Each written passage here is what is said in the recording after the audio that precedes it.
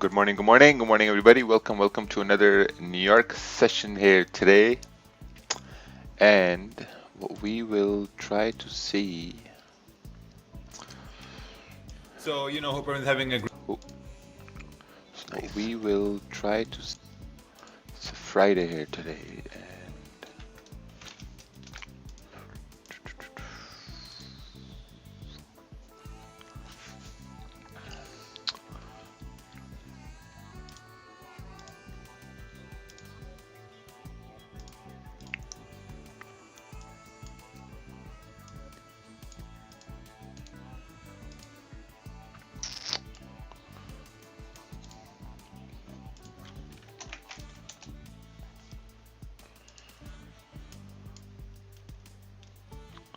ooh, looks like guys are in buys over here on GJ. GJ actually came down. I was expecting the daily to kind of like break above this area during the London, and then we could take buys in New York session. But I guess, but I guess that's not going to happen now. Uh, what time is the guest coming on? Probably in an hour or something.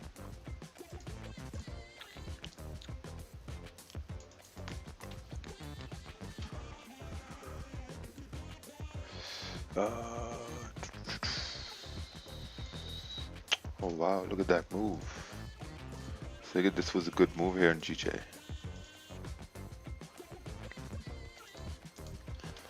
Did you take buys? Um, no, no, I didn't take any buys. I'm not trading today.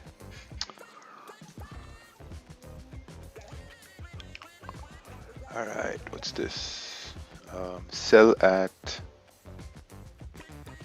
Sell over here. Daily candle is bullish. Okay. 115-minute candle wicked up. Previous 15 minute was the correct move. Looking at 30-minute chart was no needed. Yeah, I mean looking at the 30-minute chart, it wasn't needed at all. If you look on the 30-minute chart, it wasn't needed at all. This is why 15-minute is a weak confirmation time frame. You know, so the 15-minute scared you out of the trade, but the 30-minute was still there. So I would have stayed in with the 30-minute. But even though if you ran with profits, so that's still good. I mean, you close 50%, you let the rest run, so it still ran down, so that's pretty good. So every trade you take is like a learning lesson. It's like every trade you take, you're like, okay, I did this trade this way. Maybe next time I'm going to do it that way, and next time I'm going to do it that way. It takes a long time because it sucks. Now you got to wait the whole day, for the next attempt. So that's very important. Some people don't want to wait the whole day for the next attempt, and they want to make the next attempt ASAP, and that's where they get in trouble.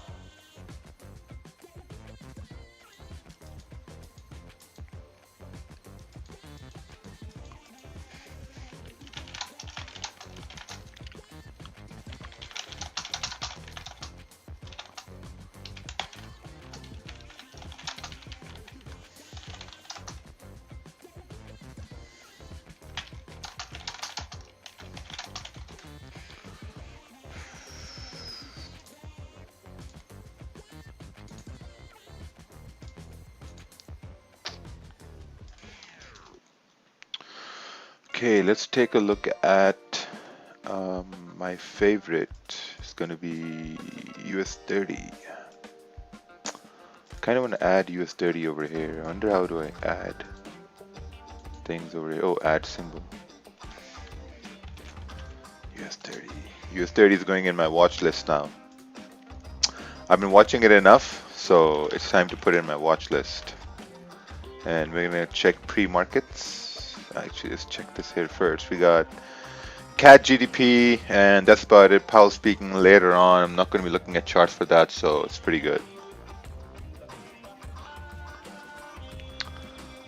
Ooh, I think you guys can unmute yourself if you want. I think Johnny's here.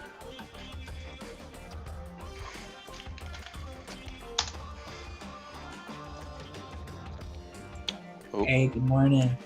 hey, good morning. How are you, bro? Good, good.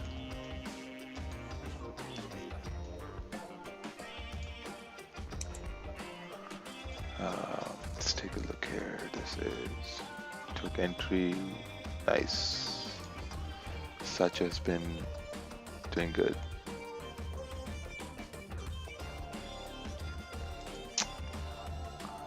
Oh, I don't think I can unmute Johnny for some reason. He's having problems. You gotta unmute himself. Yeah. Hey, rakeel, you hear me? Yeah, we can hear you. How's it going? Good Good, morning. good. Good morning. How are you? Doing great. Good morning to everybody. Morning. Nice, man.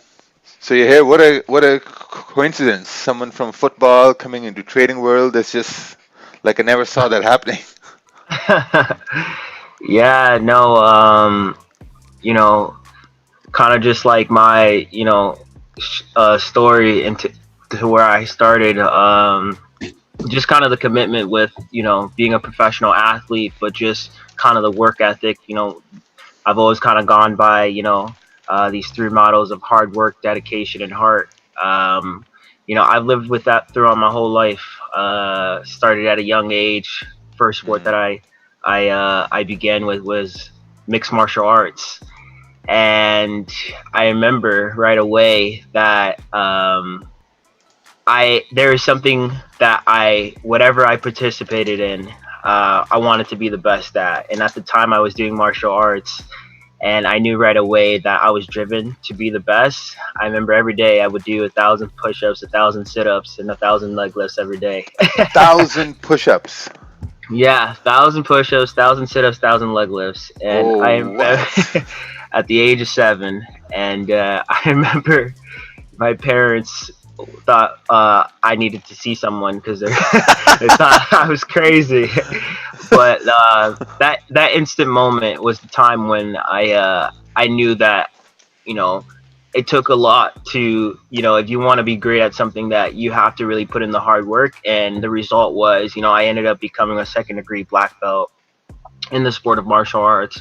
And at the age of 13, I ended up becoming a world karate champion at the time. So, I just carry that on. Um, I started football in grade 9. And from there, I had tremendous success. Ended up getting a university scholarship. I could see some people in the chat are asking, American or Canadian. I think Dre answered that. It's Canadian CFL. Um, so I got a scholarship at the University of Guelph. Um, had a really great career there, and then from there, now I'm currently playing professionally for the Winnipeg Blue Bombers. And with that being said, I've carried on what I told you, my story from, mixed martial arts to my everyday life. My mornings are very regiment, meaning, Mm. I wake up between 5 to 6 a.m. I do my morning routine, my stretches. I have a 20-minute stretch that I do day in and day out. Basically, my days start from between 8 to 9 a.m. I do my sprints and my conditioning runs, and then I do my football drills for another hour to 2 hours. Once that's done, I take about an hour break, and then I go into the weight room, and I do that for another, hour to 2 hours, depending. And then from there, I'll do about a lot of my mobility and flexibility work. So as you can see, it's almost like an 8 to 4 job itself, right? So, this is happening every day. Yes, this is pretty consistent, Monday through Friday, and then on the weekends are more active recovery days. So I might just do kind of like a light run and a lot of mobility and flexibility work. So Oh yeah, okay, yeah, yeah. I guess like once you get to a level, you have to, like if you're gonna perform at that level, I mean, I think a routine like that is, I think it's pretty normal, I'd say, in your world. mhm. Yeah, no, it's very normal. Um, but the thing is, it's I always tell people, in terms of being a professional athlete, um, they say, what's the hardest part? And I say the hardest part is that the actual off season. Um, the off season is where you get better. It's Mm. not in season. When you're in season, the team is going. The playbook's going. Obviously you can, get better at smaller things from here and there. Um, during the season, but the off season is where you get stronger, you get faster. Just kind of like on the charts. Like on the weekends, when the markets are closed, whatever you got to do. Pen and paper, writing the notes, right? Like Yeah. that's where you get better. Um, and that's the same thing here. Now, with that being said, when you say, okay, that's pretty typical to do, but the funny thing is, I get paid in the season. I don't get paid in the off season, and Oh, I so off season are like is like dead days. those are dead days, right? And like I said, the off season is where you get better, and it's and the saying is they don't pay you, but the thing is, it's almost like it's optional, right? I don't Mm. have to wake up between 5 to 6 a.m., right? Like no one's telling me to do that. My coach isn't checking in to, for me to, wake up that early to have those long days. But the thing is, I'm looking at the overall outlook, the long term outlook, right? Long term goal, short term goal, and whether that's, hey, I want to get X amount of yards, X amount of touchdowns during the season. I know I have to train a certain way in order to be at my best, in order to be the best, right? So that's the biggest thing. It's what you're doing consistently and how much work you're putting in. And I'm a big testament to that, because I've always lived by that. Like I said, when I did mixed martial arts, the amount of hours I had to put in, like I said, 1,000 push-ups, 1,000 sit-ups every day until I became a second-degree black belt and karate champion. And at the high school level, I remember I used to get up. You know, I would train like 5 a.m. at my YMCA gym back then, and before school I would do that, and then after school I would train again. And during lunch, I remember I would just grab a bunch of the guys, and we'd run around in the gym, and they'd throw footballs at me. And then in university, I used to at university, I would obviously have our practice and stuff. I used to work full time as a university student. I used to do overnights as well. And on top of that, I was training in Toronto with my trainer at a private gym, Jesse Corona. So I would do overnights. I'd do school full time. I would train with the football team, and then I would do my own training. Like I said, all that stuff wasn't needed, but I was obviously working to help with school, but most importantly help with Mm. my training. And then on terms of that, like you know to perform at a certain level, you got to eat a certain way. My diet is very crucial. I eat about 6 to 7 meals a day, and when I'm leaning down for the season, basically I'm having anywhere between 4 to 6 thousand calories a day. When I'm putting on weight in the off season for the first 2 months, I have anywhere between 8,000 to 10,000 calories. I've had 12,000 one time. That's Uh, that's on like active days, like yeah, those are in season. active training. No, that's in season. It could be anywhere between 4 to 8 thousand, especially during training camp when we are burning X amount of calories. Yeah. Um, I've even had a tracker on me, and in one practice alone, I burned I think 15,000 calories in one practice. Yeah, Wow. and I can feel I was weathering away. Wow, man, if I burn 1,000 calories, I'm done for a week. Don't talk to Yeah, me. yeah, no, it's the diet is very crucial. Yeah. So and that's a big thing too. Is like obviously I'm talking about a lot of the physical part as well, but Mm. mentally, right? It's just the mindset. You gotta enjoy what you're doing, because if you don't enjoy what you're doing, it's gonna be a long road for you. So, s- s- s- So let's say like you're spending like these years just doing the same routine day in and day out. Now, I bet some people would have questions like, okay, like wouldn't this routine gets boring, or like you're like, oh man, like the same food, the same training, like when this gets boring and repetitive, what gets you going? Like, okay, no, it's the same thing, but there's something in you says no, I have to keep on moving. Yeah, so for me, I'm a big journal guy. Like I really believe in like setting goals, like whatever that might be for you. Um, and I'm not gonna sit here and say every day Johnny's happy. There's some days I've questioned myself, especially at the university level, right? Um, I've had to face adversity. I wasn't drafted right away, so there was times where I'm like, man, like, is this like worth it, right? Um, for me, I continue to just look at my, things that I plan. I have the same journal that I've wrote since I want to say what 2007. And I said in that journal that I wanted to be a professional athlete. I didn't know in what, because at the time I was young. Like I said, I did mixed martial arts, played baseball. I didn't know what, but I knew I wanted to be a professional athlete. And I said that I just wanted to be a very successful family man. Those were my two goals, right? So I Mm. continue to look at that, and that gives me the motivation. And let's say like I said, I train 6 days throughout the week, and I will tell you that pretty much most days I'm motivated. There might be that one day where it's like it's not motivation, and I have to look at that journal and be like, Johnny, like this is what your plans and your motivation are. Now, when you see success as well, you're eager and hungry for more. This past year, for any like my American friends who are on, me playing in the CFL, I just won the Grey Cup, which is like our Super Bowl, Okay. and and I'll tell you right now, like winning that was basically like seeing your hard work. Like man, like it was, sorry for my language, but fucking worth it. What a feeling, man.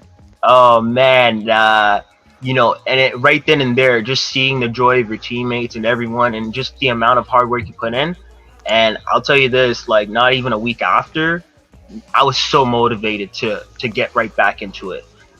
So when you look at like your goals and what you're planning to do, that will motivate you, and that's what motivates me.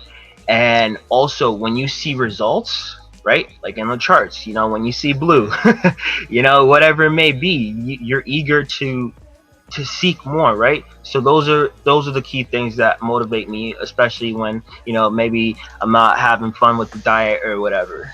Yeah, yeah. I remember when I was in university, we wanted to start a rugby team. Like I used to play rugby provincially, and so I talked to my like our dean and like the sports head, whatever he was. So I pitched this idea that hey, like we're really good guys. Like we have talent and we want to start a team. And they're like, well, we can start a team, but we can't fund you guys because like like rugby is really like it's not that big back home, right? So Hmm. so we made the team. I was the captain, and then like we scourged around for money. We didn't have much money back then, so we kind of like took money from like friends, family, just like sponsored a trip to another Right. city to go there to play with other universities, right? So we spent a year preparing, working hard, and everyone was like, "Yeah, it's a new team, not gonna make it, this and that." And long story short, we came second in the Mm. tournament. We came second in the tournament. We were the underdogs, and I can kind of relate, like not to the level of the Grey Cup, but I can relate that feeling, And I remember Yeah. when we won that last match, I just cried. I was just Yeah. like, this is just, and like no one really expected this, and this was just like that competitive spirit just was just wild. Like that Yeah. feeling is unexplainable. Like I know where you're coming from. Yeah, no, it's a come like it's a blessing because like I think everyone will say that especially when it's within a group too. Mm, Everyone has that same feeling, because I know it's not just me. Like I said, I got to experience that early on. In high school when I won a high school championship, and university when I won, the Yates Cup championship, and just seeing, okay, like the adversity you say, and that's the thing too. You know, throughout the whole year of training, and then during the season, let's be honest, you're gonna face adversity, right? That's the biggest thing. And also, I'm just gonna answer one question because I think someone asked me a question in the chat real quick. Can you speak a little bit more how you work backwards to what you need to be working on? For example, you said you wanted to make more touchdowns. So for a trader, you want to be more consistent on how do you determine exactly what to be working on? So yeah, also to like kind of follow up on that, like for me, I'm very, like I said, I really dissect everything. So like whatever, let's say for example, my goal is I want to score much more touchdowns. I analyze everything. Okay, how do I make that possible? So it's for if we're on the chart, if you want to look on a certain pair, you're gonna back test and see where things went wrong, where things go right. So for me, I watch a lot of film as well in football. So the thing is too, with that question, and I hope I'm answering that question for this person, you got to be honest with yourself. I'm a very honest person. So if I know I personally had a bad game or a bad practice, those are the hardest things to watch. Like when you messed up, those things are really hard to watch. But those are the times you need to watch. What good is it gonna be if I did score a touchdown and I had an amazing game? Like I don't stay on that long. It's like, for example, if it like on the charts, right? Like you win a trade, you're profitable, great. Like I learned more, and now we're talking about the how I've taken the football field and my side of approach to the charts. I look at more of where I went wrong. I don't look at my wins because I won. Like everything planned out and I executed well. So in terms of that, to be consistent in accomplishing what you want to do specifically, right? Whether it's win two to three trades, want to win on like GJ. For me, I wanted to score 7 touchdowns, 8 touchdowns. I looked at where I went wrong to fix those issues. So it's always about being honest with yourself, because the film don't lie. I mean, shit. Yeah. If you, it's true. And if you want to, let's say you're taking a trade and you want to film it and see, I'll tell you right now, the more times you film something, you'll realize like, oh, you thought? No, the film says it all.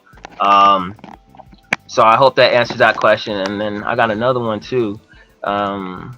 You think your mentality for sport can be positive against bad trades? Your mentality for sport can be positive.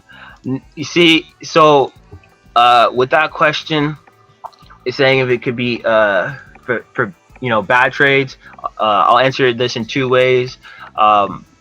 There's times where especially I've worked with sports psychologists and so on and so forth. There's times where you need to be on, but you need to be relaxed. For me, I never let things get to my head, or I carry that on. If it's a bad play, it happens, but you can't linger on that. And that's one thing too, is people linger on that. Obviously coming into the trading world, I've lost my trades then and there, but I can tell you right now, I've never let a bad trade ruin, whether it's the next trade, the second attempt, or the next day. You know what I mean? You rinse and you wash. And that's a big thing too. And we all know, everyone who was on this call, we understand that losing a trade sucks, and we know how that can mentally affect that. And this goes for anything in life. I've, like I said, being on the field, being in practice, you you have a bad practice, you have a bad day, you think about it, but the longer you linger on that, it starts to affect other things, right? Whether it's the next game, whether it's the next practice. For me, I learned that quick that you have to move on, because I'll tell you right now, people forget. And in my industry and business, it's and I'm giving you guys an insight. It's not what you did in the past, it's what you're doing for me now. Literally, it's what you're doing for me now. And if you start to let the past linger on and you are a good player, that's quickly forgotten. But if you had a bad play but you do well, people remember what you do. So it's like this: you win trades, you forget about the bad trades or the losing trades. So I hope that answers that question, and a little bit of the inside of mentality as well. Yeah, I think that's really interesting that you said that that after every practice or play, like you go and watch the tape, and I think that's really important. When like that's the one reason I started the live streams, was because before we started the live streams, I wanted to record all the Zoom sessions and upload them to a place where I could just easily access it and just like watch it. But then the live streams was an avenue where it's uploaded automatically, and like so that gave me the idea that okay, like if I can record the whole thing after the session is done, I can just go back and watch what I did, what I said, what I thought, like maybe get better at that. And that kind of gave me an insight into the fact that okay, like maybe that's why like your athletes, like the boxers or like like the gymnasts, like they keep on watching their real plays to see okay where they went wrong. Was there a punch too late, too early? Did they duck too fast? Or like like what was the thing, like was the running too fast against the ball or anything?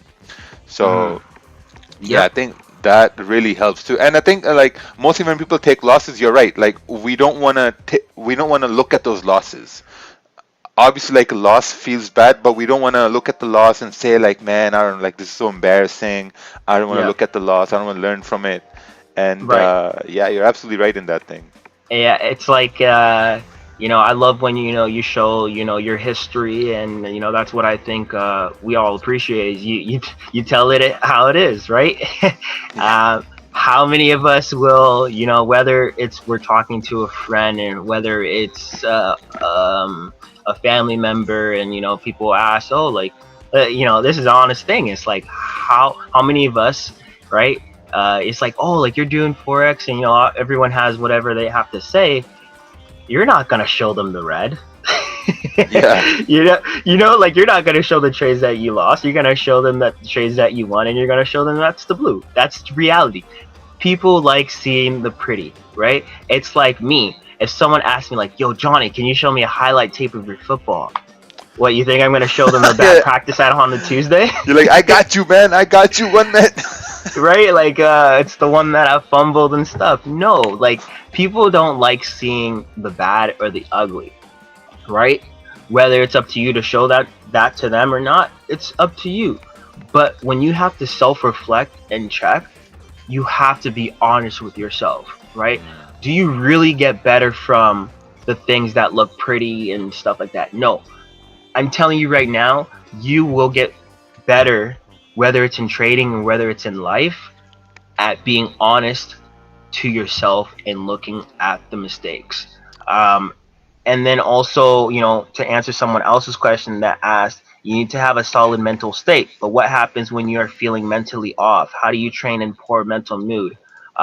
Once again, I just think this reverts back to looking at your goals overall. Like I said, I've had shit practices. I've had days where I've had life circumstances that have been hard on me. I'm human. We're all human, but you really need to dig deep and understand what's your purpose. I believe that everyone on this stream has a purpose for being here, right? Whether that's, being financially free, retiring your parents, whatever it may be. We all have a purpose of being here, right? And you need to really understand that purpose, and that purpose that you have in your mind, whether it's a bad day of trading, whether it's a bad day in overall, you just need to go back and be like, oh, I'm doing this for my parents. oh, I'm doing this for me, right? So that's basically to answer that question. And just, for, whenever you're just feeling off or whatever, right? You just need to have a purpose and a why. Yeah, no, that's right. Um, how did you start trading, like in Forex? How did that happen? I think like sports and Forex are like two completely different worlds. You know? Yeah. um you know uh as a professional athlete, I've been privileged enough to, network and, meet a lot of people, in all different fields. And for me personally, I always like doing venturing off and being an entrepreneur myself, outside of football. And once again, I'm giving you guys the inside of football. It's a very short-lived career.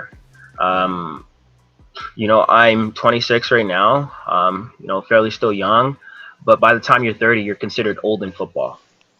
But in life, 30 is young, right? In life, Yeah. we know that 30 is young. So Rakeel, you're young. It's all good, man. Yeah. Yeah. Thank you. Feel good, man.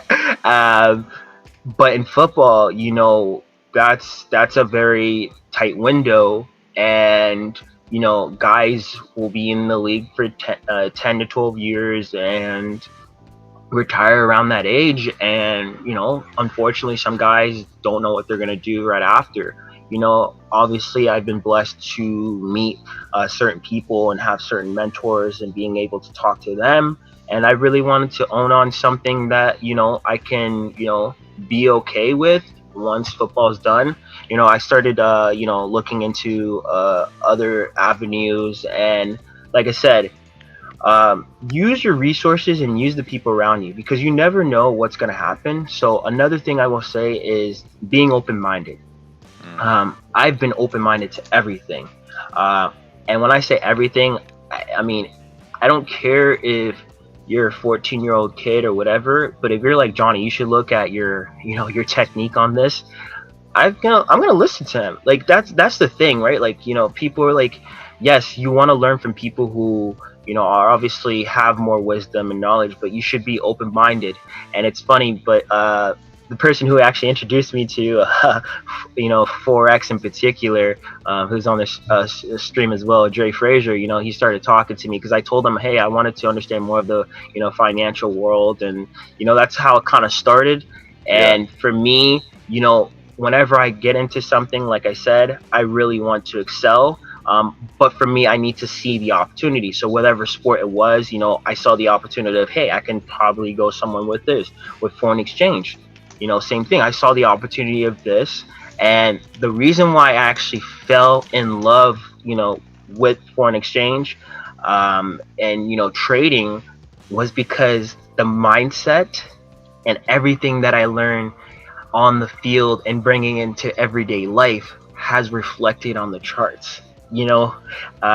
It's true, and I'm telling you guys, this is a very powerful thing.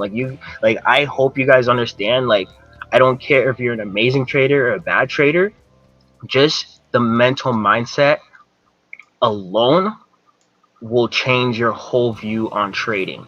And I've become, I want to say this is between 2 to 3 years now. I've, owned on trading, and basically, I've become, a good trader. I'm not going to say I'm the world's greatest trader. I'm still improving day in and day out, but I've become a really good trader just from the fact of the mindset and the hard work. I've spent, hours on the chart. That's what I did with, training. I spent hours on my craft. Same concept. I brought that in on the weekends. I took advantage of it, back tested, right? So when I saw the reflection of what I do in my outside life to bring it onto the charts, that's when I knew this is something that I wanted to do, and I continue to do. So that's kind of like my story with Forex. Nice. Yeah, man. It's very interesting. Um, I always wanted to ask this. So what's the criteria from, like, I'm not sure if this is too much to ask or whatever, but what's the criteria from like moving to CFL to NFL? Like, is there rivalry, or is it like something more prestigious in some ways, or? Yeah, so for those who might not know about the Canadian Football League, it's the second league to the NFL. It's a very highly competitive league. No, I'm not saying that because I play in the CFL, but some people might not know this. Um, but half our roster is actually American guys. So some Oh, people don't even know that. They think it's the Canadian Football League. Um, but the thing is, uh, it's half Americans and half Canadians, and most of the coaching staff is all Americans. So basically, what happens is, sometimes, if guys don't get their shots in the, um, NFL, whatever, some of those guys will play in the CFL. Obviously, Canadians play in the CFL, and it's a highly competitive league. Let alone we play with 3 downs. So in the NFL, it's 4 downs. The field is a lot bigger, so you have to be well conditioned.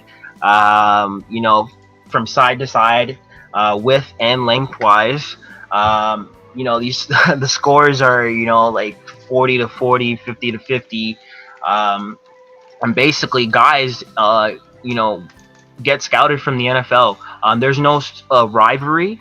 If you do well in the CFL, you'll get an opportunity in the NFL. And like I said, I've played guys who used to play for the Cowboys, who used to play for the Patriots, right? All these guys, right? And it's funny too, right? You get a lot of Americans that come up and guys play in the NFL and they love it here, especially where I play. So I play for the Winnipeg Blue Bombers. Out west, football is crazy. We're all from, most of us might be from Toronto area. This is where I live too as well in the off season. It's not as popular here, but out west, in Winnipeg, in Alberta, I see someone saying Alberta, in Saskatchewan, BC, kind of, but out there, it's like you're playing in the NFL. It's very culturalized. It's a very beautiful thing, and and people might not know this too. I might be off my statistic, but I believe the CFL was first before the NFL. It's a very old league. If you look at the Grey Cup trophy, there was World Wars years there, so the Grey Cup has not been hosted for 3 times, and 2 of those times was during the World War, and it's a vacant plat too. So it's a very special sport in the sense of in our Canadian culture. So obviously there's some sides and some provinces that don't know about it, but the NFL is well aware of it, and guys are getting shots left and right. And it's in our contracts to that kind of say like NFL this, NFL that. So there's no rivalry. It's just basically a stream of giving guys a lot of opportunities. yeah, that's pretty nice. I think, is there another question? So someone asked me with trying to read what he's saying, but with 30-year-old, I'm assuming he's saying 30-year-old football players retired. Is it because of injuries or because of physical conditions? It's a lot of combination of everything. Once again, as soon as you hit 30, coaching staff and everyone just starts to wonder if, okay, is he gonna crash or what's the deal? I wouldn't say physical condition. I think that playing at that high level, that you gotta be in top shape, especially if it's your source of stream of income. It's just like if you're gonna come into the markets, you're not gonna go in blindly, right? You're gonna make sure that you work on your skills or your back testing and all that. So I would say it's more a combination of injuries and also mental state as well. Obviously, you can't control outside of that, whether you get released by your team or whatever. But it's more definitely a combination of injuries and mental state. Because, like I said, I'm going into my third season, and I still have my passion and drive for it. And that's what helps as well with my training, my resume, and day in and day process. Is because of you know that I still love it and I still have desire. Nowadays, you're starting to hear from a lot of pro athletes too that are like, oh, like I retired because just lost the love of the game. It's not the same, right? So mentally, because like I said, it's a grind. Um, you know, during training camp, during the season, waking up this early, it's a grind. So for me, I personally I enjoy the process. I enjoy the grind.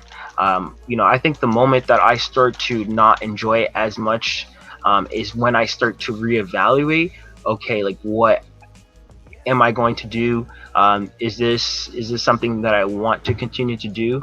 Obviously, I'm setting myself up in different avenues that I know I'm going to be okay outside of football. But in terms of playing football for how long, that's more of obviously if my body can hold up, and that's why I'm doing the right things, going to therapy, eating the right things, training the right way in order to make sure my body holds up. But the mind itself goes a long way. So if my mind is like, Johnny, like I don't I don't want to go any further, like then what's the point? So I hope that answers that question on that too. um I think someone asked me, what was your biggest setback and how did you come over it? So my biggest setback, I would probably say, is not getting drafted. That was definitely a hard time in my life. Um, for you guys that might not know football or sports or the sports world as much, basically, at any sport level, you get drafted by a team that wants you. And then you go on and play in that team. So I didn't get drafted right away. I was an undrafted guy, and that was really hard for me because think about it. I worked for 9, 10 years, my whole life to be a professional athlete, and not only that, I performed well at the college level, at the combine as well. I had a really fantastic combine. I was highly ranked, and I wasn't drafted, and it was very tough because that moment I realized like I'm not gonna get a chance to live out my dream. Um, and what happened, and I'm going to admit, I am human. I cried that night. It was a very tough time. But the next day, I found myself in the gym. And I remember I walked into the gym and everyone was like shocked. Like no one talked to me because they didn't know what to say, right? And I remember, my friend Nate came up to me. He's like, "Man, I can't believe you're here. Like, I wouldn't even be here." And I said, "What good is that gonna do for me, right? All I can do is continue to work hard and just wait for my opportunity." And I didn't get my opportunity right away. I was actually, I got a chance to go to camp with the Edmonton Eskimos. I got released right away. And then I, played my 5th year at the University of Guelph. And then I actually went on to the Saskatchewan Roughriders. Same thing, briefly had a camp in Florida. Got released too. So this is 2 teams, right? I haven't even stepped foot in the game. I got I got undrafted. I got bounced around by 2 teams, and it is a business. And right away, I knew that this was a business, and it was tough. This was a huge setback because I'm not getting to live my dream. But I continued to stay ready. And I'm telling you guys this, I continued to stay ready. I didn't train anything. Mentally, it was tough. But I said, Johnny, just wait.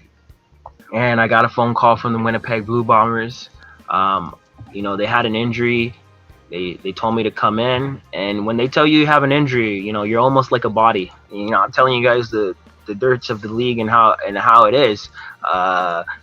And I knew, okay, like what's gonna make out of it, but my mindset didn't change. And I went into camp, had a great camp, had 85 rushing yards and a touchdown in the preseason game. And 2 years later, I'm a Grey Cup champion, and I recently signed for a new contract and all that.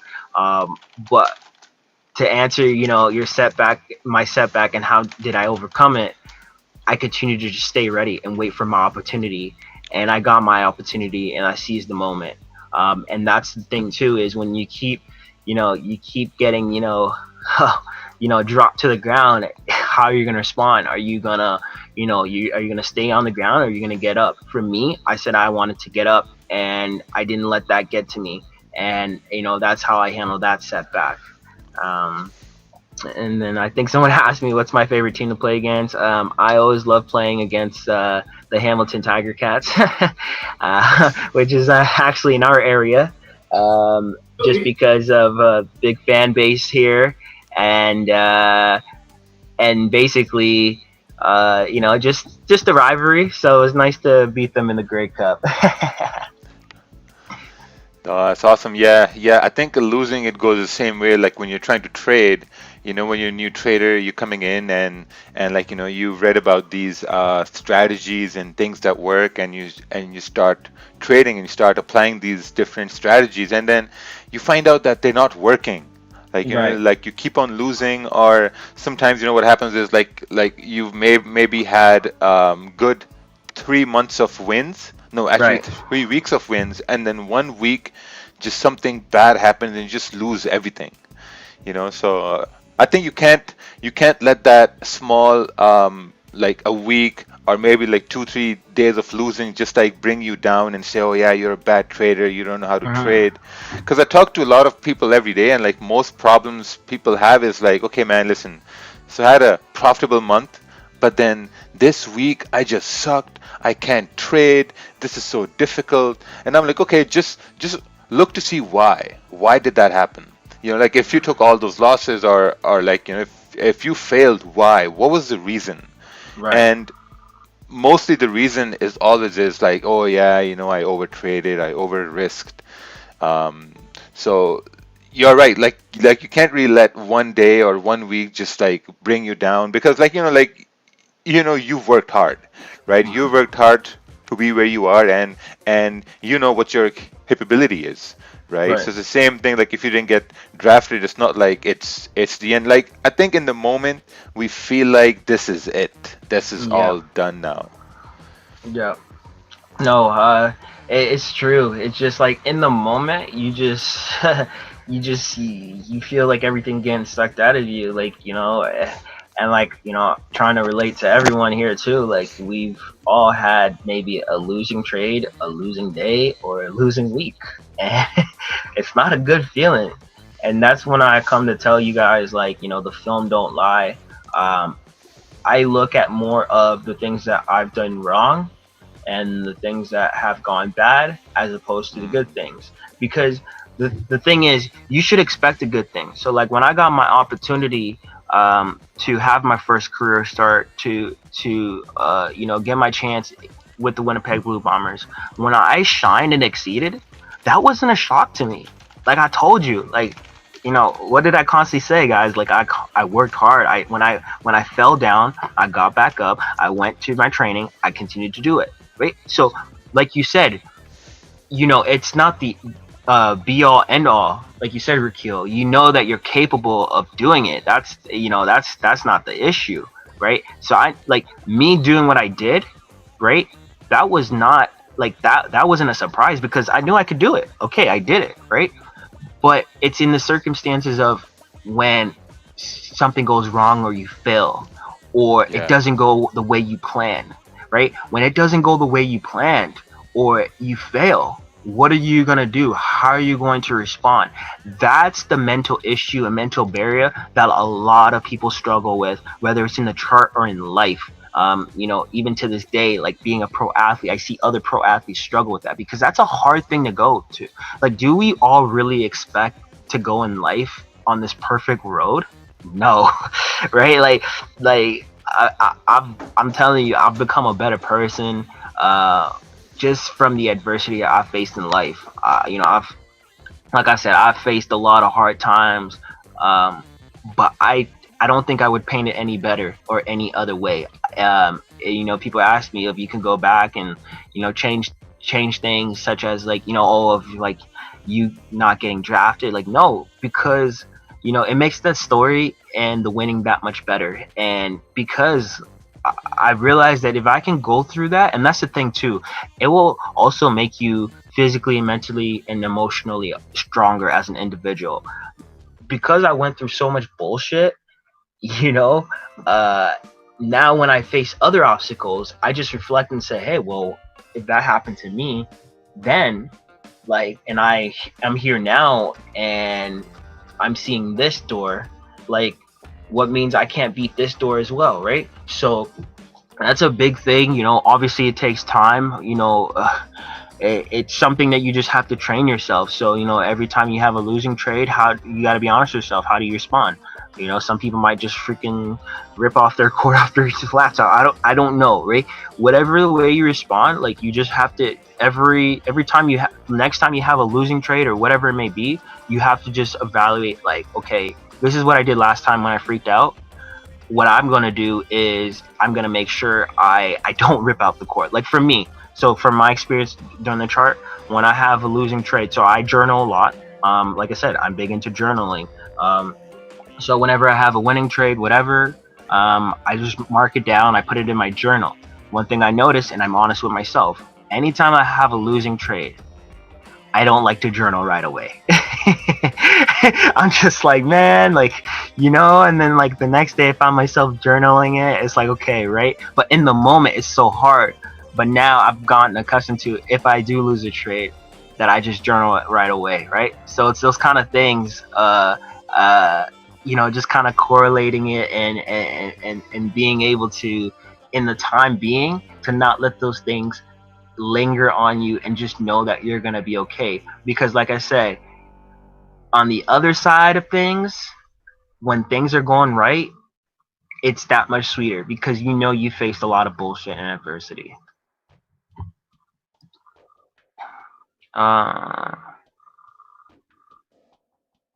Someone asked me, can you talk about how trading correlates with football and struggling early and working to being successful? I think I answered that question earlier on the streams. I think you can hear that. But like I said, it's just the mental aspect from football to trading is very correlated. Like I said, mentally, emotionally, because this is an emotional game, right? Obviously, you can own on your craft, but like, your emotions will make you do stupid things, right? Whether it's over trading or over leveraging, trying to chase a trade, right? Like that, like, you're letting your emotions play, right? Like, at that point, doesn't matter if you're a good trader or a bad trader, you're letting your emotions, right, get to you. And in terms of football, it's the same thing. If I had a bad play, and I keep thinking about that bad play, I'll just let it linger on, and I will, do things that I don't normally do, and I'm going to continue to fail. So that's how there's that correlation, mentally and emotionally, with football and the trading, and that's why I've been able to, be a good trader, because I understand how the mindset is a huge thing in terms of trading the charts or whatever. Hey there, Johnny. Yeah. Yeah, thank you so much. It's really nice of you to give your time up to us. I have a question in regards to, say, your mental state. Say if you get an injury now, and so with myself in sports in the past, and I've had injuries. And I did judo for several years, and I had a shoulder injury, and that shoulder injury took me 2 years to recover from mentally, and only maybe 3 weeks to recover from physically. Right.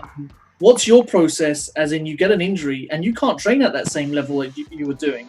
Yeah. You've got to tone it down, and that's also like mentally draining, because you're used to doing X, Y, Z, and now you're just going to do X. Do you see what I mean? So what's now your coping strategy for some kind of situation like that? Because you can't become a karate world champion without those kind of, I don't know football so well, but with those kind of sports, you can't get to the top without those blasting injuries that take you out, 6 weeks at a time? You know what I mean? Yep. No, that's a great question. Because I obviously play in a sport where we're very injury prone, are susceptible to injury.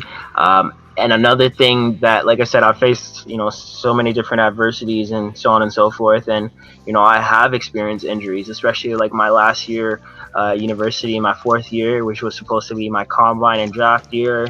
I had a bad ankle injury that took me out for 3 to 4 weeks.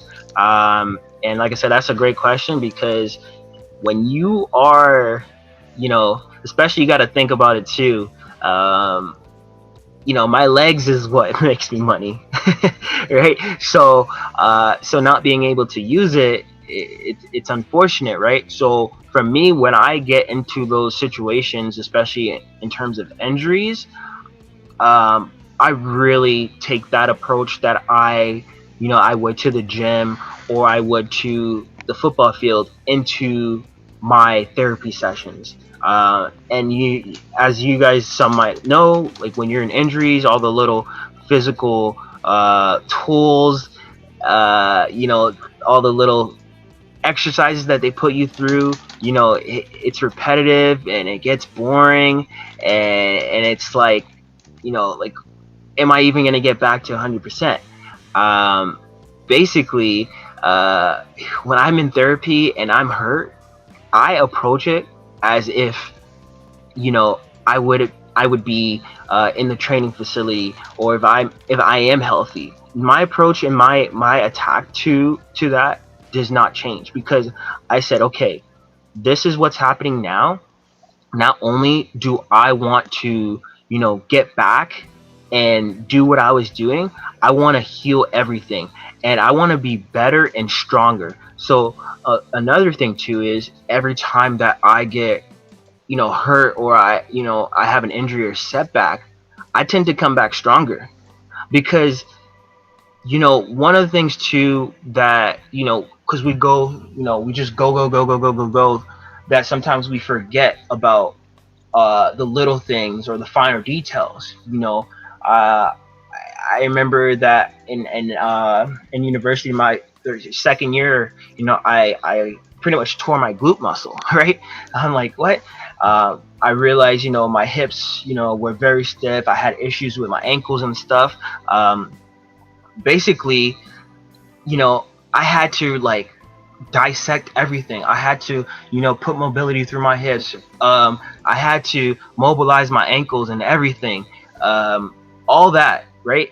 And because of that one injury, I became a better player, movement wise, all around, because I had the time to really, dissect my whole body. And in terms of trading, you lose a trade, then it's like, okay, like, what went wrong? You probably were winning trades without realizing you were making maybe one mistake, right? Whatever it may be, it just kind of, that pattern, like I said, if you have that setback in terms of the injuries, I still approach it as if I was still in my same field, or if I was still training, whatever. If I was 100% healthy, I still approach it the same way, that I'm gonna get better and I'm gonna get stronger. And I still reflect on,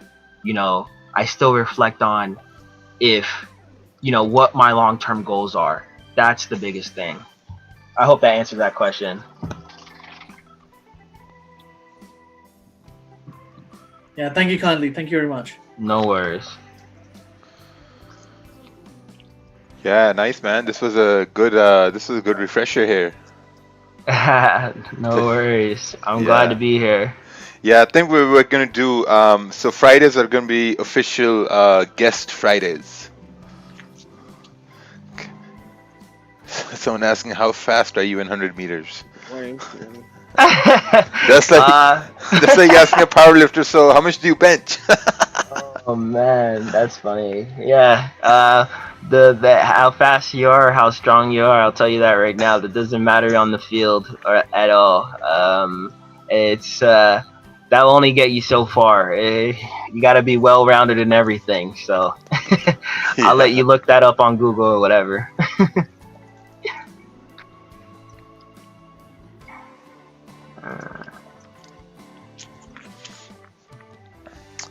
Yeah, Fridays are normally no trading days here for me now.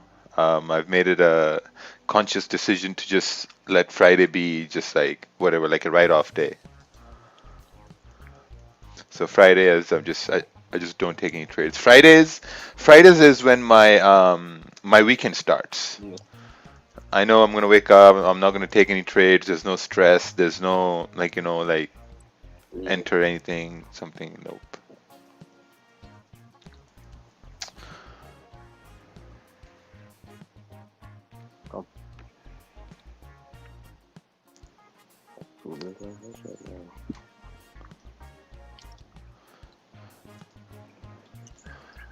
Looks like a lot of guys got buys here in GJ earlier on.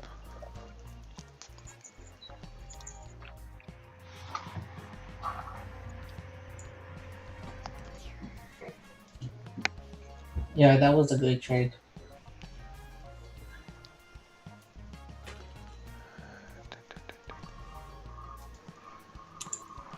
Alright, let's take a look at this.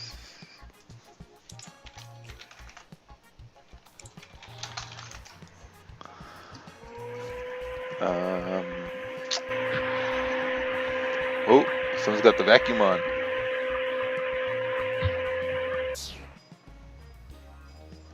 $30 candle close out of this range. Waited for the retest. Oh, it took a buy over here. That's pretty good. Pretty good. GJ 30-minute.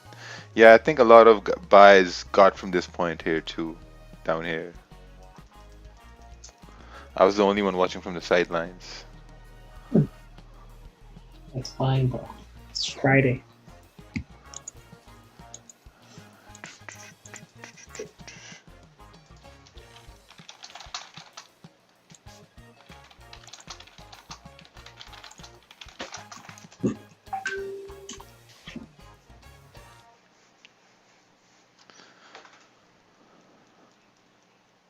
So Johnny, what do you have planned for the rest of the day?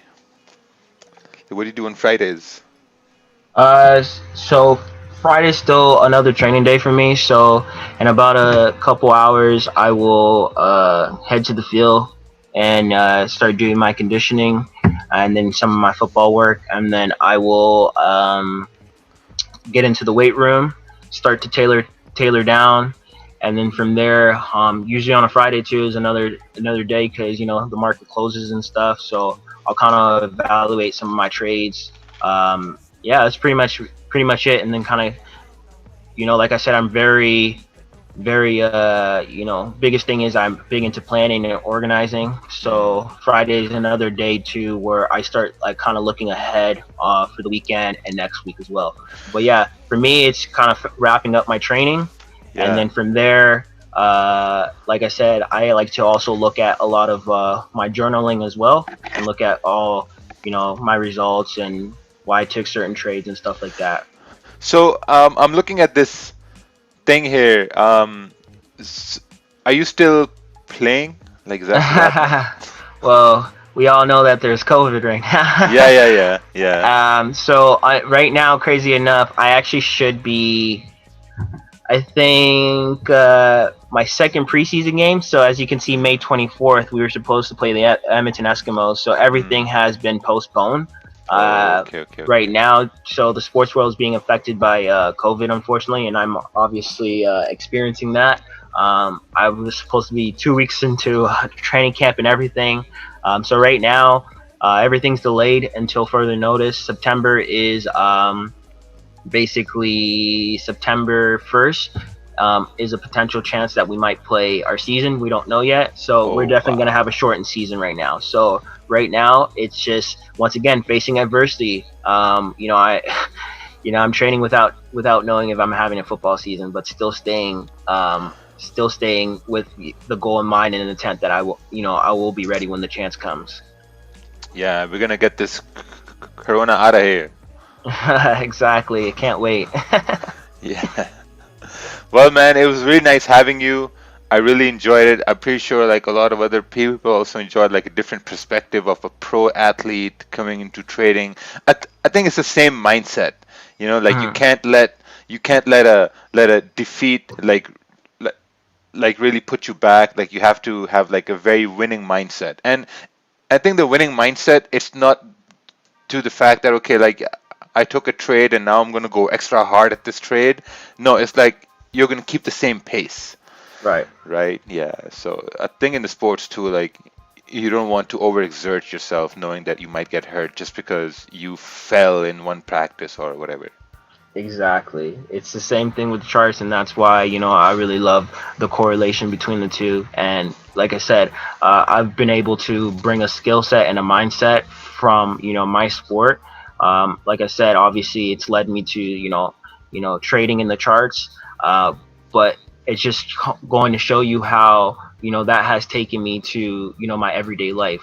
So, the mindset and emotional state is a big thing, that not only just to your trading world or whatever you do, but just for everyday life. So thank you for having me. Yeah, man, no problem. Thank you, thank you. No worries. Take care, and have a good day, and enjoy your weekend, everyone. Yeah, take You care. too, We'll Johnny. It's talk been soon. a pleasure. Thank you. Wish you so much success with weights. Thank you. Have a good one. Take care, Johnny. Thank you. Take care. Take See care. ya.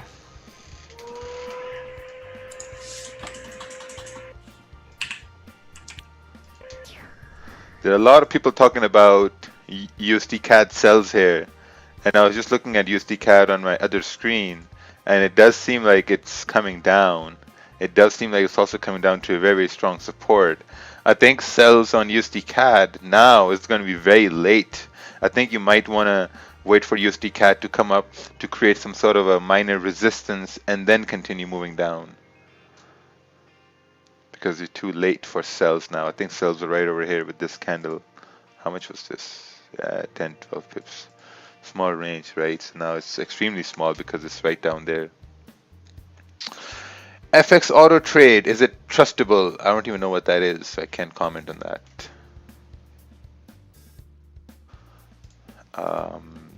Yeah, GJ, guys were asking about bad range. So this is bad range because there's a lot of ranging here, right? Like below the support, they were like sort of like a clean candle. So this is why, like price had like a clean lower highs, lower lows, moving down. Same thing with moving up, but now it's into this bad range, right? Once price comes above 132.450, then it's going to come into a good range because you have clean candle hit to the left, and this is a nice, I think 30 pip range, so when you have a 30 pip range, you can easily get like 15 to 20 pips out of it, so if someone's looking for buys on GG, I'd say like the buys above this area would be perfect.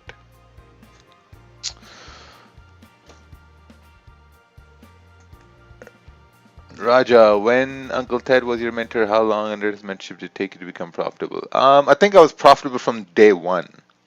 I was profitable from day one. I knew exactly how to do it. The only problem was over trading and over risking. That's it. That was the only problem. Like a lot of times people, like, when they join a group or whatever, they do a course, they get really frustrated in the first week when they're not getting any wins. And that's very average. Like, like the first week you're never gonna get wins. Like I know it was different with Ted's group because he was working with us at the same time. Like we'd wake up in the morning and he'd be there. He'd be like, okay guys, so this is what we're looking at, and this seems like it's gonna go up or down, and we kind of like piggyback on those ideas. And that was something that really drawn me to his group, and I think that's what I do in my time as well. I mean, me doing these webinars is just to show my like students or mentees or whatever, to show that okay, this is what I'm looking at and this is the reason why I'm looking at this. So I think that really accelerates your learning curve. While as I used to look at someone's drawing these arrows here like a retard, but I used to look at other things as well, and I noticed the only thing was like no one was really working on the charts with everybody. That's something I didn't really understood, because I don't know, like if you're going to be good, I think you also act as a guide and a coach. So I think on the live stream, that's what I like to act as, like a guide and a coach, and sometimes you get slapped in the butt, but from the coach. Yeah, sometimes. Sometimes. Why'd you take that trade? You stupid. Are you dumb or stupid? Are you dumb, stupid, or dumb? How did you overcome over trading and over risking in the beginning stage? I didn't. I actually almost killed myself over trading and over risking until I realized that, hey, like, you know what? I mean, it doesn't make any sense. Like, if I'm taking losses, let's say if I was in a drawdown after 4 losing trades, and then I go to pray, and I'm like, all right, I'm going to pray, and I'm going to pray to Allah, and I'm going to say, hey, I'm sorry, this and that, and I'd come back, and I'd be in an even bigger drawdown, you know, and then I realized like praying doesn't help, religion doesn't help in the market. Market is its own beast, you know, and you have to really control yourself in the market, because at that time I remember I was over trading at 1 p.m. in the afternoon when there's no volume, prices ranging, and I thought that no, I could take winning trades, you know, and I think like a lot of new people do that too. Like, you know, you guys join the live streams, and after you take trades in the live stream, you still watch the charts till like 12 p.m., 1 p.m., 2 p.m., and you can't win. You apply the same methods you've learned in the webinar at 2 p.m. when there's no volume, and you're not winning. And when you're not winning, you turn around and say, oh, this guy is a scam, you know. But no, the reality is you're scamming yourself. You know, you're not trading at the time when you're supposed to trade, and when you're not winning, you're blaming someone else for your idiocy. And it makes no sense, you know. So that's why I think the live streams which are hosted in the Asian by Paul and London by Monty and, you know, here by myself, is just to show that okay, these are the prime times to trade when there is volume in the market, right? If you trade, let's say if you go to a titty bar at 12 p.m. in the afternoon, there's going to be nothing there. You're not going to find anything there. But if you go at night, you're going to be like, okay, yeah, this is the time to be here. You know, daytime, no, it's not a good time to be there.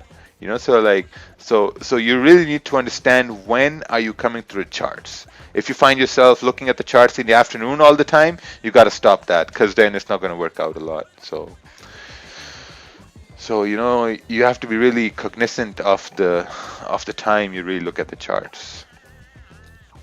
Even days too, like Fridays, I don't trade anymore on Fridays because I've seen on Fridays, you know, most times price is going to do things that you don't expect it to do, you know, and that's what I've learned over time. And someone might say, oh well, so how do you approach Friday? I'm like, I don't approach Friday.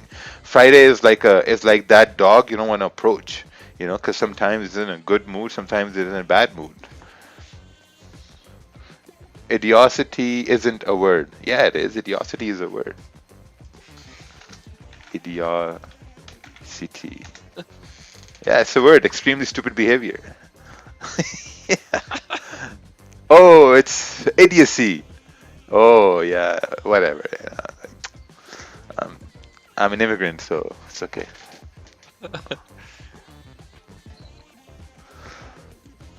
How are you, mate? Have you used Henkai and Ashi candles when trading, or have an opinion on them? No, I haven't used them. I have no opinion on them.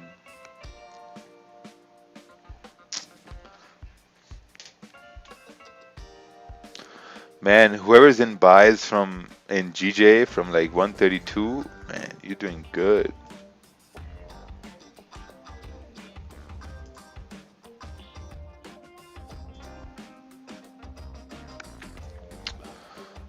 Like GPCAD might come down to fill this daily wick here. Just watching things on Friday. On Friday, I just watch a lot of things.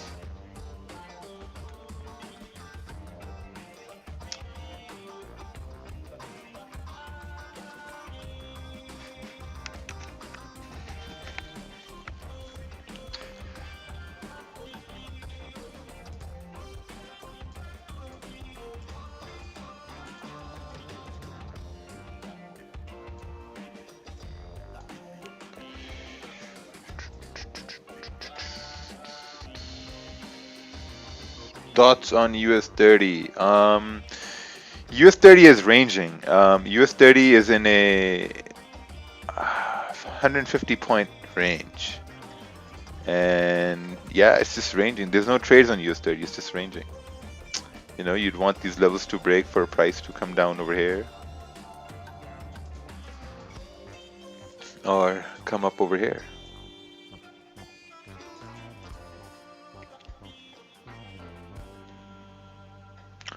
Is it because your London Open you didn't trade? Yeah, I'm sleeping at that time, so that's why I don't trade London Open.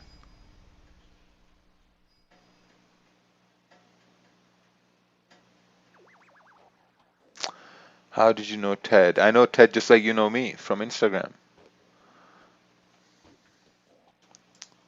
And then we went for a lunch.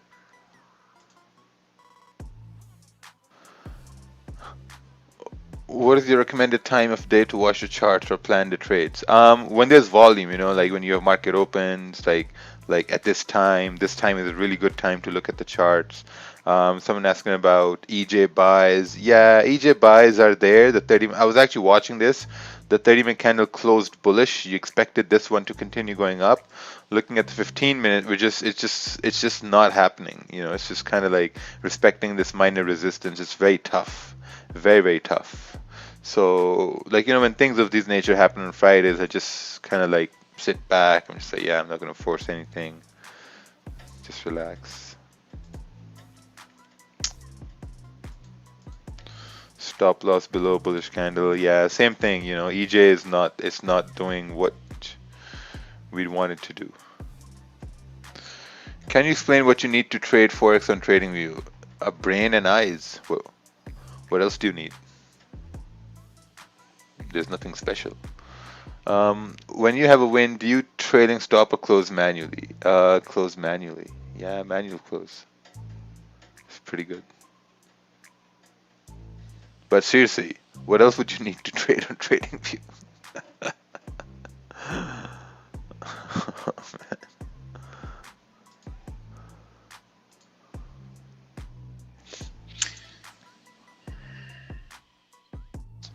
What state are you in the US? I'm not in the US. Mr. Raja, are you drawing support resistance zones based on only 30-minute time frame? Actually, these ones I drew on the 30-minute time frame. Yes. 30-minute time frame. I took into account this consolidation resistance area here. See, candles were making resistances. So now candles back at this level, and then I took into account this support area over here and drew this. So this is like a range now, right? Price is in the range. Once price comes up into this area, you look left, you have a clean candle that came down. So then you could expect, okay, well, the same clean move could happen in this area going up. So that could be a valid trade. Once price comes into that area.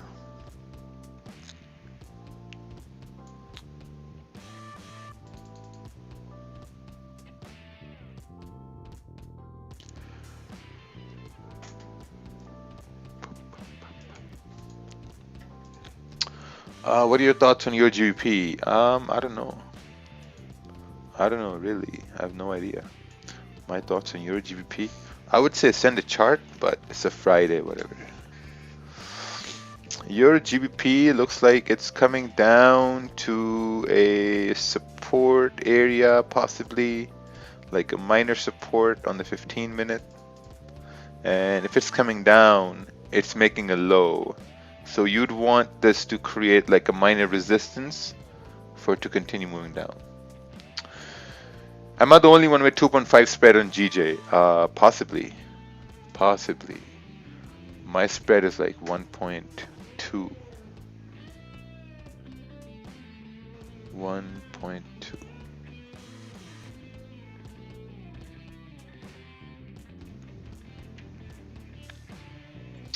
By the way, have you ever heard anything today about GBP? Why it's gaining so much strength? Because GU is moving really nice, and GJ too.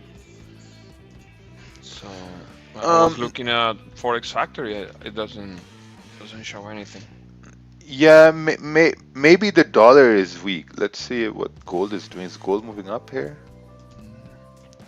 I saw gold moving. Yeah, I mean, I think could be like a weekly retracement, because I was expecting the daily to go bullish anyway. I was expecting that to happen on GJ, this daily candle to go bullish, but it just came crashing down really hard. So this move up, I saw this as like a retracement from the move down in London session, but for GU moving up, does seem like it could continue moving up to like 1.24. Yeah, I think so. The way candles are printing right now, it's about to start moving even more before the hour close. Yeah. Same thing with GJ. It'll be a shame to watch this move up. Mhm. Oh, someone sent £3. Thank you, mate. Very nice. That's $5.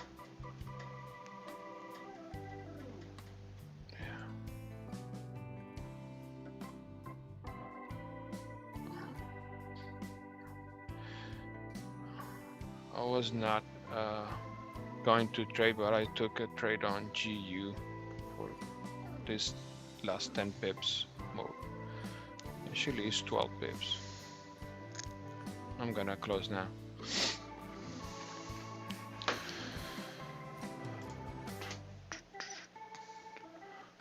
What's this?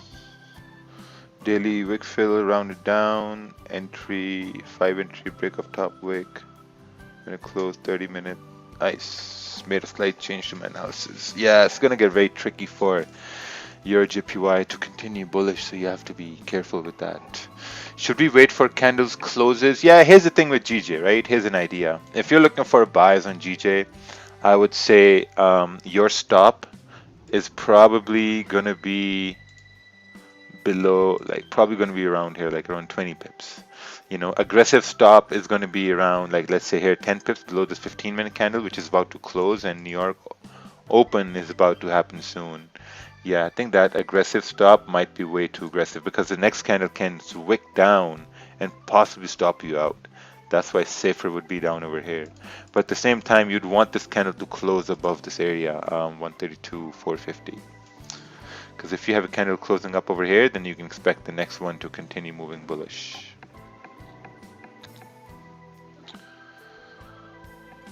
Forex Mo, avoid him on Instagram. He claims he does account management. Anyone in this stream who has money and they're thinking about giving it to someone for account management, man, you're the most dumbest person here in the world. Trust me, it's just so stupid. I mean, why would you want to give money to someone you don't even know, and then say, "Oh yeah, that guy scammed me, took my money"? No, man, you scammed yourself. You know, how can you find some random guy on Instagram and then say that, hey, I'm going to give money to him? All right, let's take a look at this. I'm gonna give you my PayPal, guys, so you can send the money. I'm gonna give you signals every morning with Raja. Yeah. We're gonna split the money. Forex Mo. Oh, this guy has blocked me. I don't even know who he is. I'm blocked by default. Wow. Man, people are so afraid. Man, it's crazy. I'm blocked, man.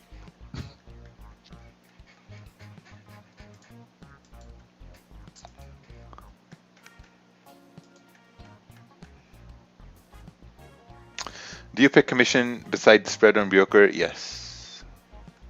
Yeah, you do pay commission. It's $7 commission.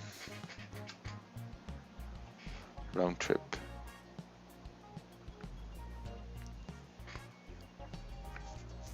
Drawing zones correctly, it comes with experience. Yes, it comes with experience.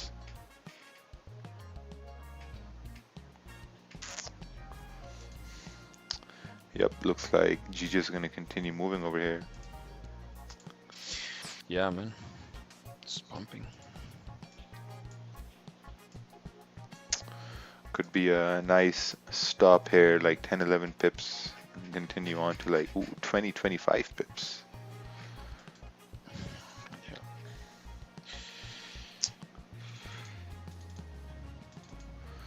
Here is a chart, mind advising. All right.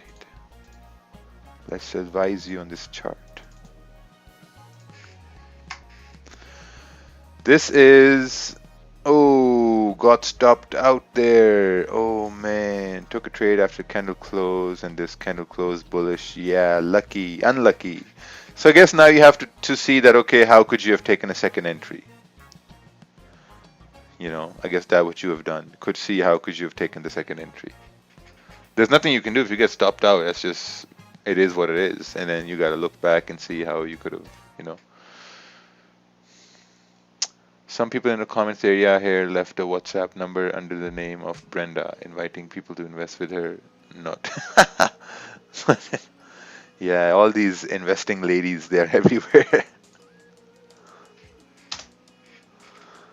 GJ 15 minute. This is some old chart. Secure 10 pips. Stopped out. Nice, nice.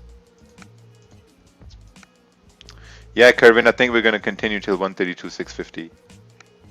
Yeah, the way it's moving, man. Yeah. I would love to have a pullback next hour, but I really doubt it. It's moving so much, so strong. It may create a support over here and then continue moving, but Kind of. I'm sure it's going to move to 132.650.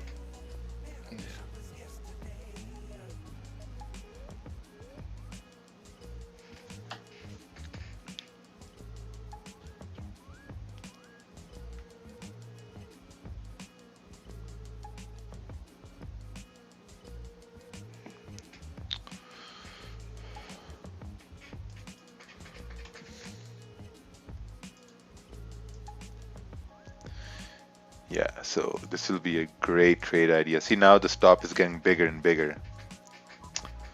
Now it's like 14 pips. When price was here, stop would have been 10 pips. And then overall, all the way up over here, 132.650. Will Canadian GDP affect numbers affect Euro CAD? Well, if Euro CAD has CAD in it, it will affect it. Now I feel like my full TP target was wrong. It was at 132.322. Doesn't it make sense? What would have been a better target? 132.322. Yeah, I mean your TP, if it was right over here, I think it made sense. If your TP was here, you know, and then if you would have left a runner running, then that runner would have been gone up even more.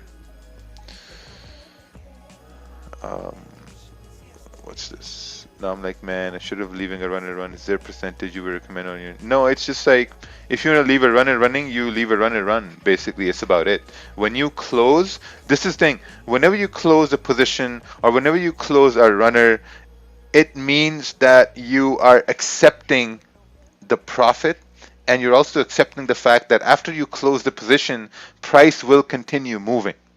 Or after you close a position, you know that price may continue moving bearish. You know, so it's like you're making a conscious acceptance decision that, okay, like, you know what, this is what I'm accepting right now. So just leave runners. If you think it will continue moving, leave a smaller position running. Even if it's going to be 1 cent, you know, it's not going to make a big difference, but it's going to make a big difference in your confidence.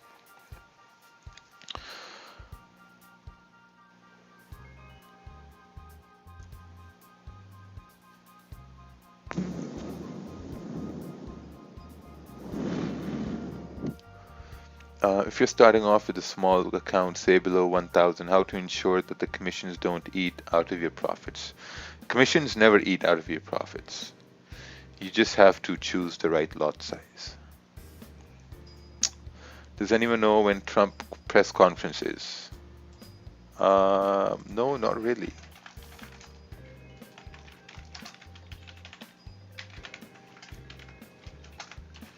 I mean, if you can just I think it's around like 1 o'clock. 1 o'clock? I believe so, 1 or 2 o'clock. 4 p.m. EDT.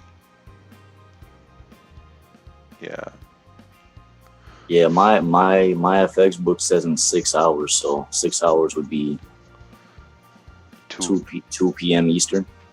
Yeah, I think 2 p.m. Eastern is where they start to set up the podium and the mic and stuff. And Mr. Golden Eagle comes out at 4.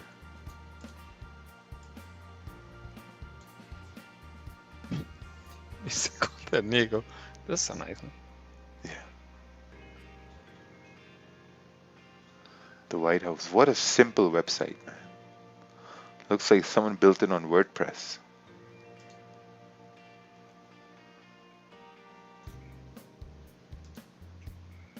spent no money. Oh, actually, they must have spent a lot of thousands of dollars in creating this website.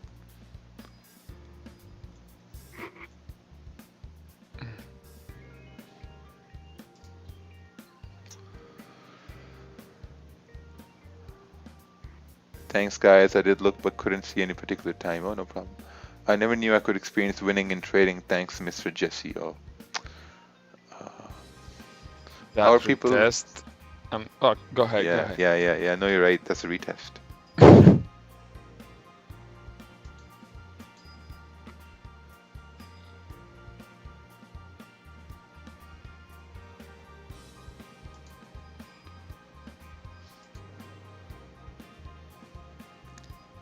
Yeah, that's a retest right there.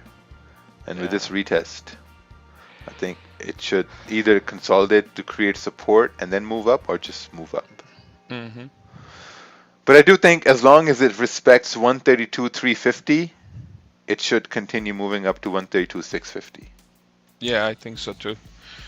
Problem is, it's Friday. I mean, literally the last 2 weeks I've been taking off on Fridays.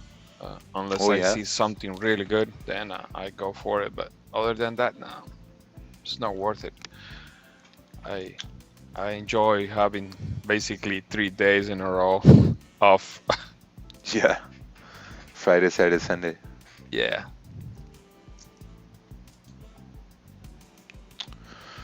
Gold, Mr. Raja. Gold is in a bullish trend. Hopefully, it looks like it's coming up towards 1732, 1733. And yeah, I'm going to go get something to eat. Be right back.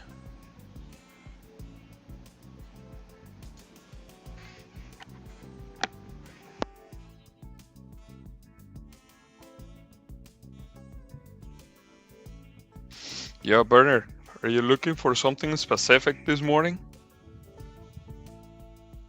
Yeah, something, but not on the charts. I got you, my brother. All right. No, I'm looking at US 30 right now, but nothing looking too clean for me to, Yeah, I know. I really don't even have a bias yet on if I'm gonna look for buys or sells yet. 'Cause like I said, it's too choppy for me in the moment. Yeah. I thought you were looking at AUD USD this morning. No, I bought AUD USD last night, but then I closed it before I went to sleep. Okay. It actually would have taken profit about 2-3 hours ago of about 20 pips. It respected that 66.14 support. Mm-hmm. It tapped off of that, and ever since then, it's been above the EMAs at support, and it's still actually pushing upward right now as we speak. Yeah, right now when I told you, I saw the chart, and man, it's looking good. At least you can have a retest 66.799 somewhere there. Yeah, exactly. That makes sense. Remember, my overall target was 6,700 flat. I just didn't know if we would tap that this week or not. Yeah, I think it will. I mean, yeah, it's filling the wicks right now from yesterday. Yeah. From earlier. You know what? I'm gonna run my take profit even higher. Yeah, you got a runner right now, anyways, right? Yeah. Yeah, let that thing keep running, bro. Yeah. Yeah, but for me personally, I'm not gonna enter AU at all today. I just not on a Friday and this late if I'm not in already. So I'm gonna just check US 30 the same way we've been doing the range off of the 930 box. I'm gonna just wait for that. I'm gonna just wait for 930 to come around again and set up my same setup. Okay. Yeah, today's gonna be interesting because it's the last day for the monthly candle. That's true as well. Well, that's why I was waiting. That's why when you guys were talking about the speed twitch pump, it caught my attention because I'm gonna probably watch around that time because when he speaks, markets start whipping around. Mm-hmm. Yeah.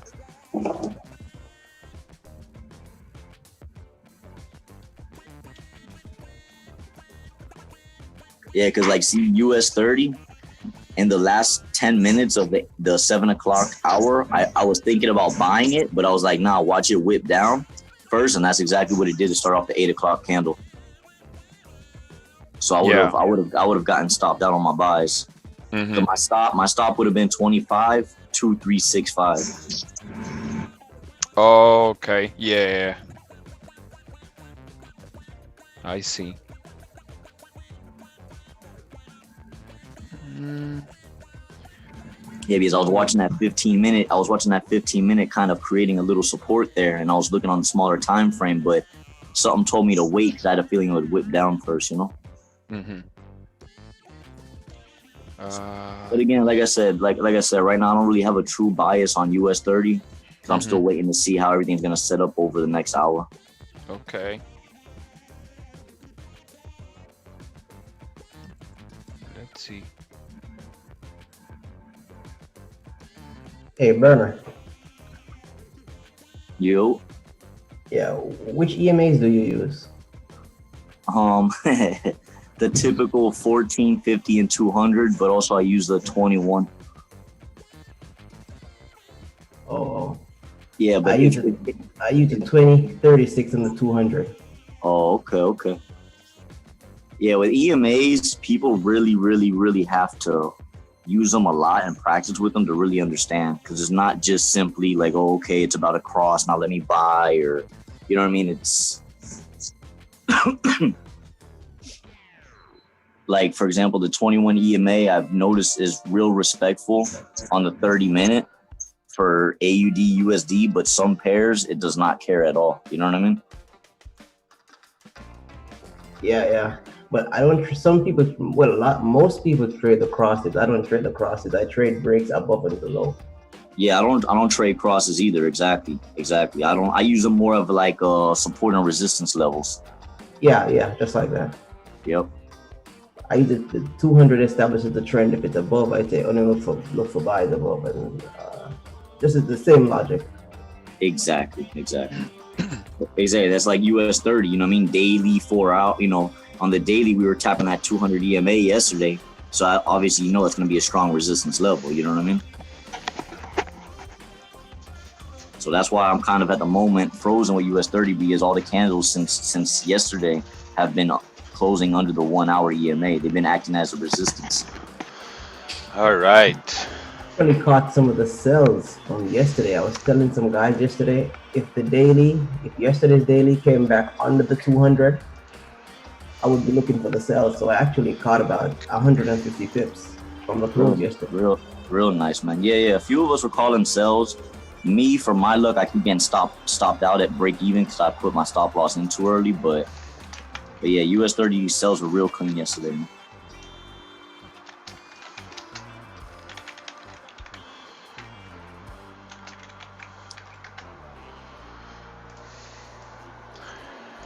US 30 went down. Yesterday, yeah, man. What's a blessing, though? It's a blessing. Your country's dying. You're saying it's a blessing? And it's actually Not crazy, really, Raja. man. Like Raja, you know how also we've been doing them little 930 boxes with the ranges? Right now, price for the last 3 hours has actually been testing the upside of that range from Wednesday's 930 candle. Oh. Like, that's what I've been noticing a lot, is that 930 creates a range where it goes up and down or whatever, and then for the rest of the session it kind of bounces between that, and then later on in the week it'll come back to retest those price levels. Sometimes it tests that price level and then rejects strongly and goes back up, you know? Yeah, like yesterday at NYC Open, it was at a resistance in a range and just dropped from there. Yeah, exactly. Once the open, it just tanked. Yeah, I've seen that happen a lot of times, you know, like at the open when it's at like at like a strong support or resistance, it just rejects it really hard. Yep. Yeah. Because if I go back, this is again 930 here. Just went boom. Let's go to the previous 930. So 930 is like when it has these moves. Let's look at this 930. Oh, look at that 930. Such a big move. Look at that. See it? Right there? What time frame you on right there? 30 minute. Look at that move. See, now it looks pretty big when you zoom in. No, but that's not the 930. No. Yeah, you got to be at I think it's 1630 GMT. No. This is a 930. Is that a 930? Nah, Yeah, look, just like how right now Raja, it's what's your time 8. set up on the bottom? Look, it's 8. Oh, okay. Yeah, I Yeah, got so it. I that must have got been it. a ranging day, you know. Yeah, see 8. Oh, yours time is set up to EST. Yeah. Mm-hmm. GJ seems like it's removing the stops. GJ is, yeah, GJ looks like it's gonna continue down over here.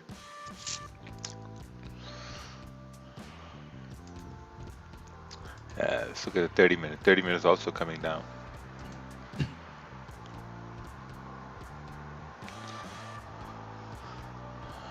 Ooh, someone is up 300 pips from on GJ.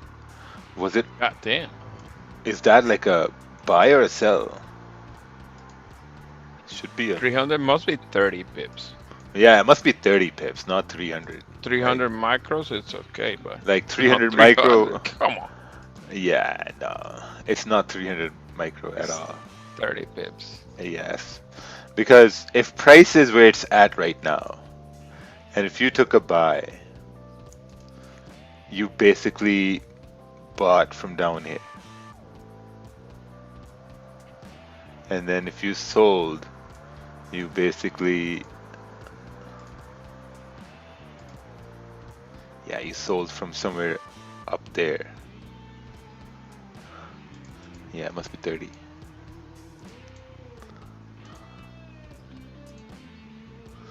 See, we're like detectives. We're like, wait, what? Let's just check this out. Let's just check this out. Let's see if it's okay or legit. You know, when you got so much time on your hands, you just become detective. Go straight on detective mode.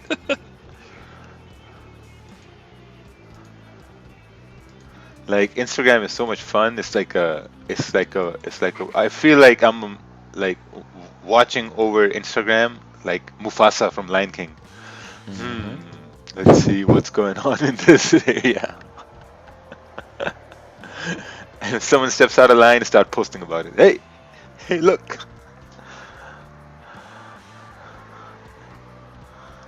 I was wondering if you can do something. Oh, what? Thanks for the guest today. I always say trading's like a pro athlete. You can practice it. Yeah, it's true. If you can do something, I've never done a stream. Been learning for 3 weeks. Went live on my 9K account, but I'm pretty break even. Would you mind taking a look?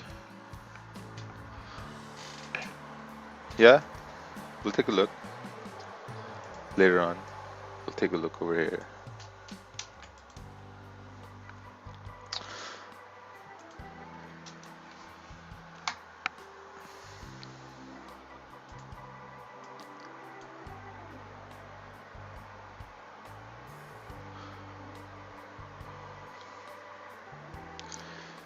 I think it's pretty good. Pretty good for the first month. Yeah. I think for the first month, it's really, really good. You haven't taken much losses at all. Nothing. Like your average wins are 15 pips, average loss is 7 pips. I think that's really good. And yes, you just gotta continue this. I'll show it to everybody here. You don't mind that.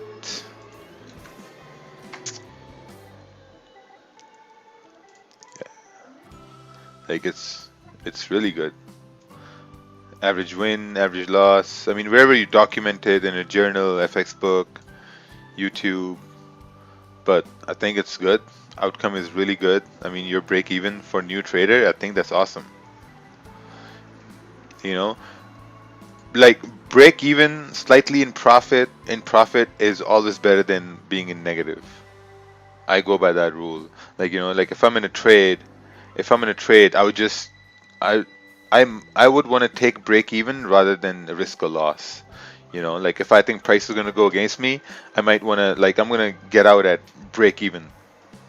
You know, because I'm not going to let price hit my loss. I think that's where most people lose a lot, because, like, you know, like if you're making profits and if you're letting price hit your complete stop losses, then, like, you know, if your risk reward is 1-to-1, you're always losing the profit and you're always in at break even. So if you think your losses are breaking even your wins, maybe you have to work on that. Okay, if I'm having issues increasing my wins, what can I do to decrease my losses, right? So you're at break even right now. When you start working towards reducing your losses, guess what? Your losses start to go down, your profits stay the same, but now your profits are bigger than the losses. So for the last year I've been working on how to reduce my losses. It's not by like taking less losses. I'm taking, like, maybe over time you start taking less losses, but like you're going to take the same amount of losses statistically, but you're reducing the volume of those losses, right? Maybe you're like closing a percentage early, or you're maybe seeing that, okay, price is going to go hit, like most times, price is going to hit your stop. Most times that, and then you have to make a decision that, okay, I know it's going to hit my stop. I'm better to be out of the trade. I've done that a lot of times, even on live streams, I've done that a lot of times. I'm just going to be like, okay, all right, that's fine. I'll pull the plug on the trade and that's it. And price will go down. Now, instead of me losing, let's say, $500, I might lose 350. So that 150 is now in profits. So even though, like, if my wins and losses number wise are the same, but I've really reduced my losses. That's what I've focused on. Most people focus on getting those big wins. Man, work on getting small losses. Because if you're getting tiny wins and big losses all the time, and that one big win which you post on Instagram, it's only gonna fool you. That's it. It's only gonna fool you in believing that you're good, but you're trash because you're not really reducing your losses. So don't fool yourself. What's this? It's smart to close half and let the rest run. Yes, it's always very smart to let close half. Like, I'm a huge advocate of that. Huge advocate of that. I mean, I look at my results and it's just like the losses are so small. The other day I closed a 10 lot trade early and I think I took a $70 loss on it. And that was unimaginable. And that's also with confidence. That's just like saying, oh yeah, I'm just getting out here. No, it's just confidence. Hey, like, you know what? It's going to go hit my stop loss. I'm going to cut the trade right here. Like, there's no point in holding. Like, it doesn't make sense. It doesn't make sense. Like, logically, if you think about it, right? Think about it. It's going to hit your stop loss. And instead of removing the stop, just close half. Or close full. Like, fuck, people remove stop losses. Wow, good job. Remove that bitch. That's yeah.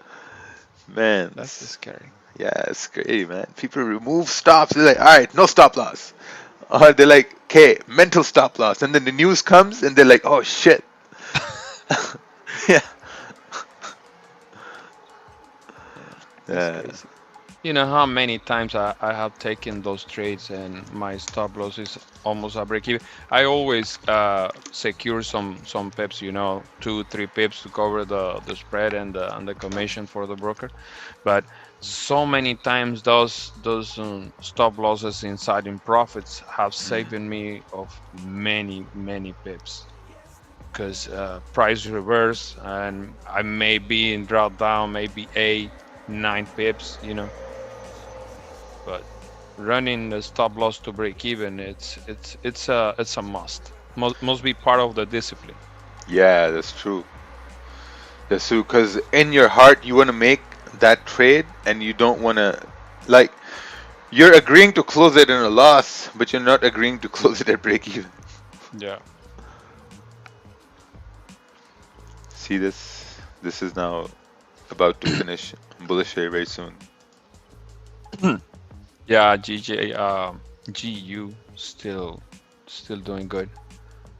Gold is still doing good too. Yeah. Gold is on its way over here.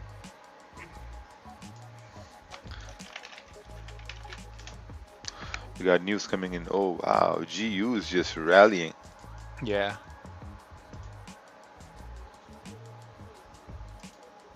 I think GU is going to continue moving here. Mm-hmm. Looks like GJ Gold, GU, AUD, USD. Like you said, it's maybe because of the USD weakness. What's the maximum time you stay in a trade and why? Probably around like 20 minutes, 30 minutes. Around that time, 20, 30 minutes. Stay in a trade. If you ask Ted, maybe 30 seconds. Yeah, I think the whole idea behind how long you stay in a trade or what you do is irrelevant. It's what is your range and where are your targets. If your target gets hit in 2 minutes, that's the length of your trade. If your target gets hit in 2 hours, that's the length of your trade. Your length of trade shouldn't be defined. It should be where is your target and how long does it take to hit your target. That's a more accurate statement. I think a lot of people make that mistake of like, well, how long should I be in a trade? You're in a trade as long as it takes. Either hits your stop loss or hits your take profit. I think people make that mistake a lot of times, and they're like, well, you know, I was only in the trade for 2 minutes, so that means I need to take another trade. No, you hit your target that you achieved, you're done. Like, that's the whole point. Like, aim for targets, don't aim for length of trading. Yeah, I mean, I like the idea of knowing that I can get my targets done within 20 minutes or 30 minutes. So I can tell somebody, oh yeah, you know, like my work day is like 30 minutes in the morning and then it's just whatever, chilling. So, I mean, that's the idea I go based off of too. Yeah, that's it as well. I mean, I think our trading style lends itself to like those, you know, you're done by the end of the morning because all our targets are usually, I mean, we know that GJ can run this target here right now within 2 half-hour candles, basically, because you can see just based on the candle movement here as an example, right? So if we're on our way going up, in this case, if we're going up here, you can see there was 2 candles right here that basically went down. So it's highly likely that there'll be 2 candles over here that'll go up, right? So you can sort of measure how long a trade will take based on sort of where your support and resistance are, essentially, for the most part.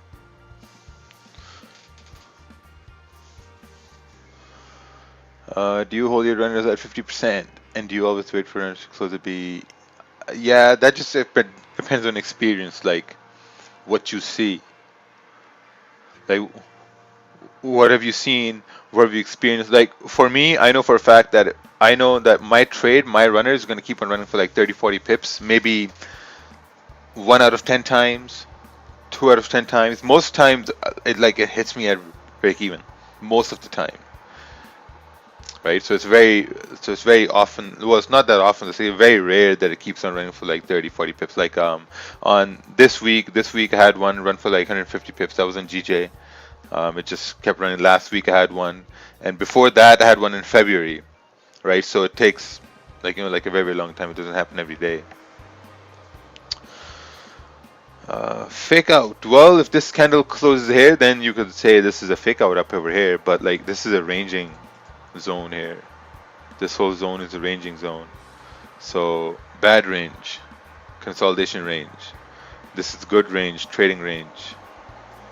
Then this is good range, trading range.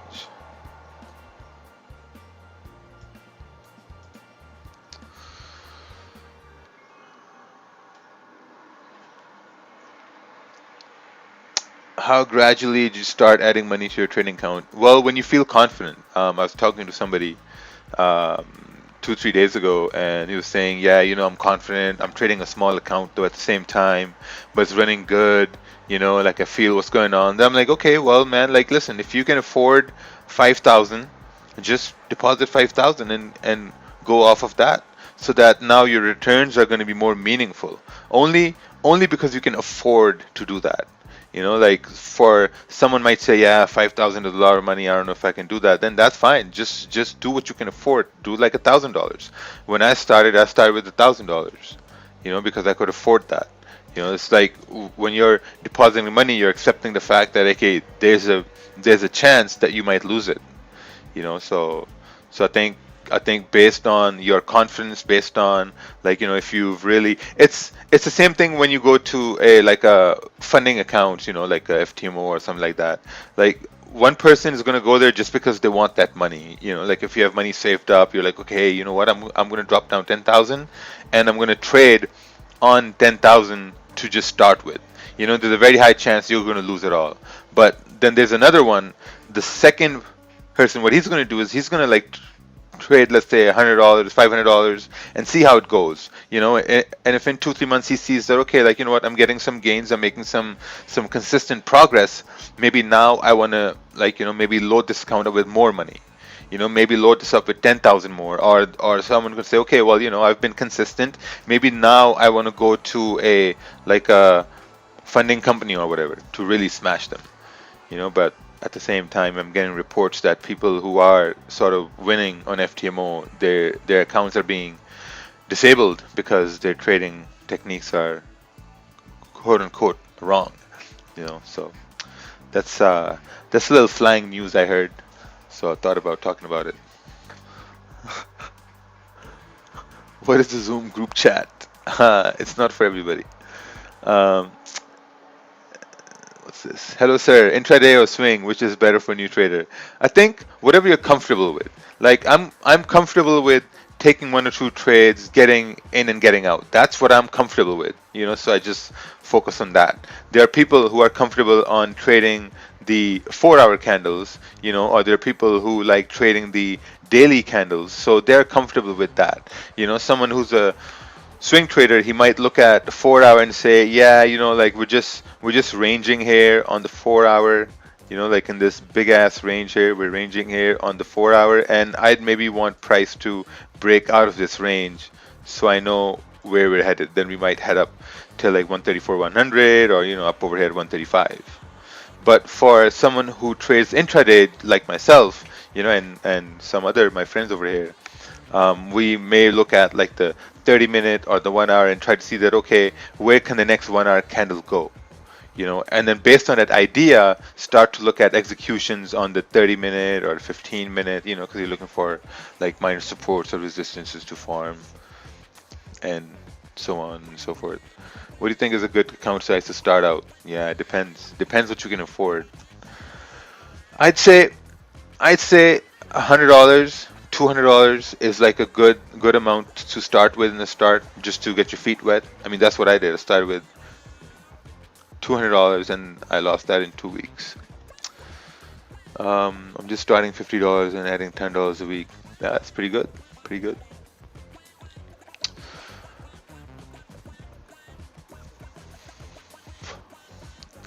How can I join the group chat since you said it's not for everybody? Well, for you to join the group chat, I think it will come to you. You will understand, like, now you have to join the group chat, because the group chat is not for everybody. Like, it chooses you. I'm looking at buying your, okay, I think you can email me about that. What's this? Nothing really happened with the news. GPCAD moved up just a little bit, and that's about it.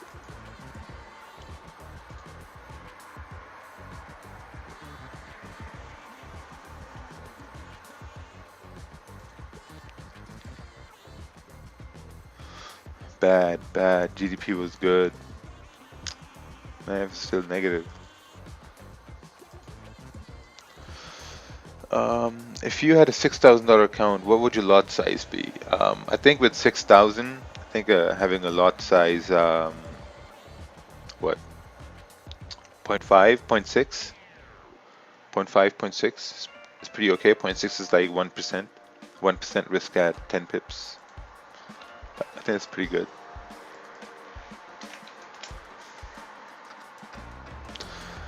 GJ 15-minute, waited for price to break, retest area, place stop loss on bottom wick, and you got stopped out.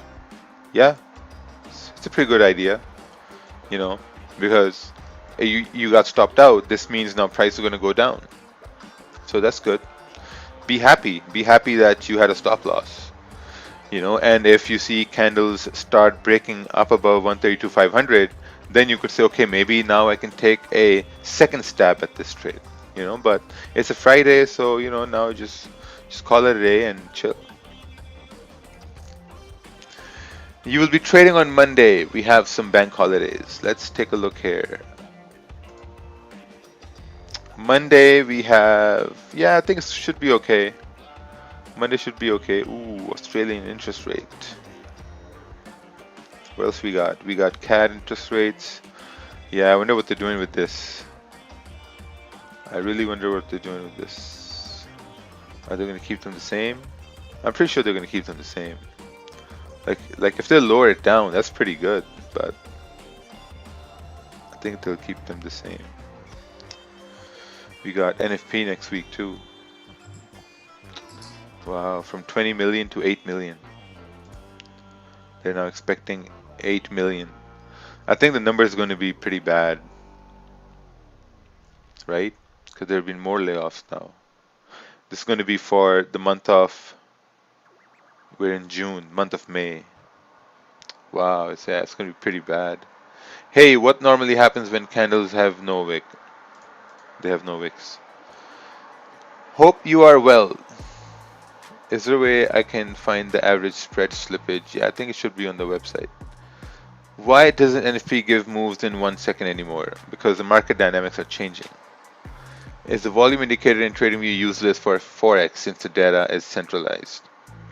Yes, the volume indicator, it's pretty useless because the volume indicator, if you look at it closely now, it's going to show you the volume in the previous candle, you know, and then it's going to show you variable volume for the current candle, which means that as this candle is forming, the volume bar is moving up and down. It's not telling you where it's moving, it's just telling you it's moving up and down until it stops moving. So yeah, that's why those indicators are pre-lagging. Someone is in S&P buys. See this? This is why you have a stop. Like some people who did execute on the trade, your stop was down over here and then you got out early, or maybe with this 15-minute close, you maybe closed partials and it hit your stops and now you've lost less than you wanted to lose. So that's a win as well. You know, some days I take losses here and those days I'm like, yeah, okay, well, you know, it's good. It's good because I followed my plan and I lost what I had to lose. One more thing, should we wait for candle to close or can take action before it's closed? See, here's the thing. When you're waiting for candles to close, that's much better, you know, because you're waiting for confirmation, you're applying discipline, you're being patient, you know. But when you're not waiting for candle to close, I think you need to be experienced enough. You need to be really, really good at executing trades with candles closed. And now when you're trying to execute on candles that are still open, those are like your impulse trades, you know. Those are like your impulse trades, aggressive trades. So you need to be really experienced to do that. I don't recommend that for new traders at all, because I think there are levels, right? And the first level is you wait for candle to close and then you execute on it. The second level is where you get good at the first level and then you get the second level. You can't just jump up to the second level because you're going to have a really, really hard time. You're going to get confused a lot. You're going to say, oh man, but it broke the low. But then on some other time frame, you would have some other very contradicting information which you didn't look at. So that's why it's really important to wait for candles to close, you know, on every time frame, because then you know, okay, now I can make some execution, do something. But wouldn't the sell be valid if it closed back in the range? Yeah, so if it closed back in the range, you're looking at like a you know 14-15 pip range, you know, like distance to go down, and we're not sure if it's going to go down all the way or not, you know, because this is a small range. Look at this, it's a 20 pip range, you know, so it'll be better to trade in this bigger range below this. See, so this was the 1 hour support, and then this is another potential 1 hour support. So it's better to trade in a 40 pip range rather than in a 20 pip range, you know, because if you trade in the bigger range, you're increasing your chances to get a winning trade. But if you trade in a smaller range, you're really reducing your chances of getting a winning trade. That's very important. Why didn't you offer this service years ago? I just came in the channel 2 weeks ago. Oh, what happening here? Oh, we're fighting. No. Yeah, I don't know. Free money for the banks. Free money for the banks. So you all would have made money if you listened to me. I said it's going lower. Oh, so sad. Alright, I gotta do something to get this chat window. Pop out chat, what's that? Oh, chat has been popped out. Alright. This has changed the game here a little bit. So maybe I can bring this chat over here. Move my face up over there. Bring this chat right over here. Alright. Now we got the Zoom chat. And we got the YouTube chat.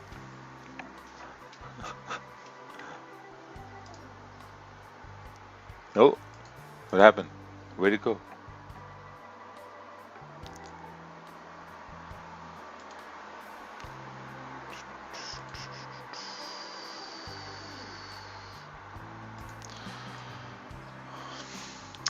I don't know how to send a chart. Well, too bad.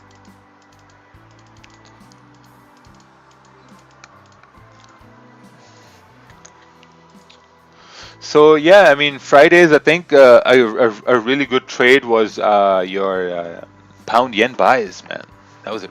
That was it. People who took that trade, awesome. I didn't take any trades today. I didn't take nothing today. Hi from the Gulag. Hello. Do you have Telegram? No. Do you consider a trend based on a few candles? See now, here's the thing, right? If price starts making a support, if price starts making a support, I'm going to look at that and say, okay, you know what? The trend is bullish based on this current time that I'm looking at. I'm going to say trend is bullish because now we're making a support after rejecting a much stronger support, and maybe with this New York Open, you could see price moving up. Did you trade Asian session last night? Yes, I took like 5 pips.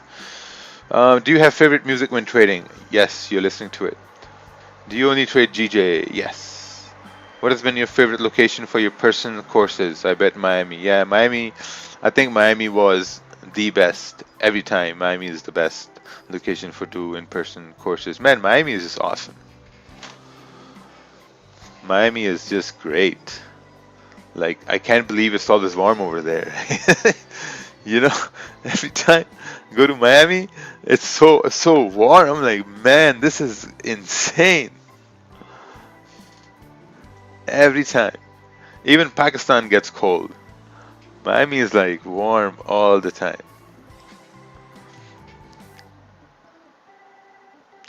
What's the correlation between US30 and USD CAD? Only USD. That's the correlation. I saw you in the live stream of Paul. Oh, yes. I sometimes go over there. What candle with no bar? My first day with you in trading. Oh, nice. Sorry we didn't take any trades today. How do you confirm a reversal when the candles close bearish or bullish, depending where the thing is? Bro, do you next mentorship Miami? Yeah, we're planning on to go to England first. Just do training in Jamaica. Yeah, man. How can I know your trade in Asian time? You can Google time zones.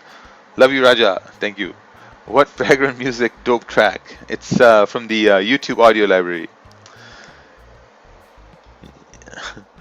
You haven't come to Singapore. Man, one thing about Singapore, why are cars expensive in Singapore? Look at this. Honda Civic, Singapore. Oh.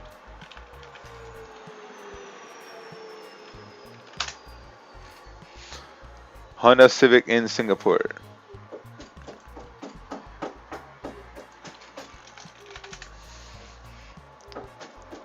Wow. No wonder no one uses this Bing. Bing search engine is, yeah.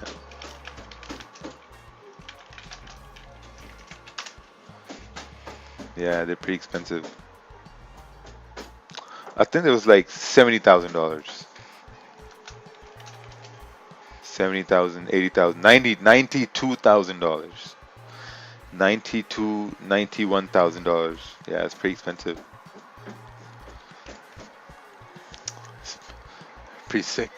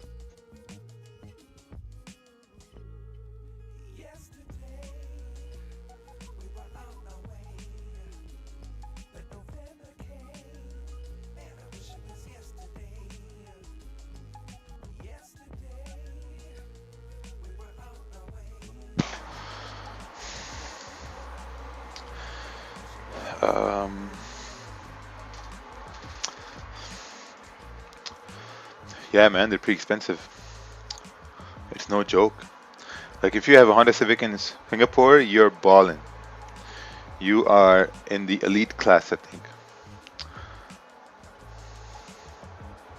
That means the Lamborghini is going to be like $1 million. Yeah, Singapore is a very, very wealthy country.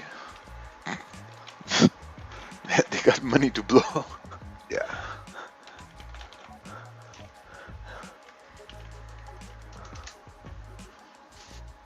Oof, $1 million. 2016, not even the new one. Oh my God, man. Jesus.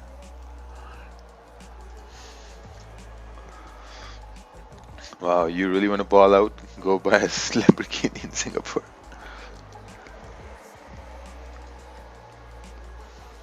That's crazy, man. Now buy GJ, 15 minutes. Looks like jumping up. What's the time? Seems like it. Once we start breaking above, 132,500, then it's good to go. If not, then it's going to continue down. Ali Muhammad, Ali. Raja, Uncle Ted, when you are in London, be my guest for dinner. I don't think Ted's flying for another year anywhere. Oh, fuck that. Yep. Not going nowhere. No, thank you. Staying in the safety of his home. Pretty much.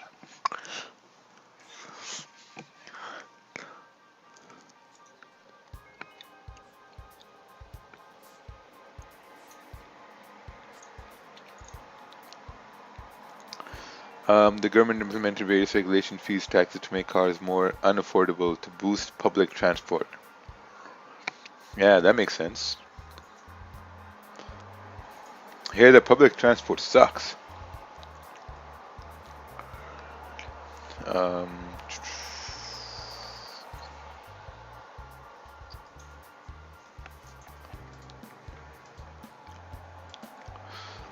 Yeah, it looks like it's going to continue here.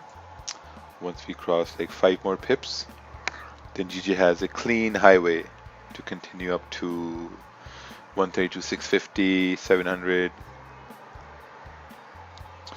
So I think this was a pullback. Like price made a high, pulled back, maybe down over here. Now, if this makes sense, yeah. Because now this was a recent level here. And if it made a support on a small time frame, it made a support at the recent level. Hey, Raju, do you know risk management indicator? Raju. No, man. Risk management indicator is like write down your rules, basically. Or what you can do is, you see this calculator there on the screen? You can use this magic keys.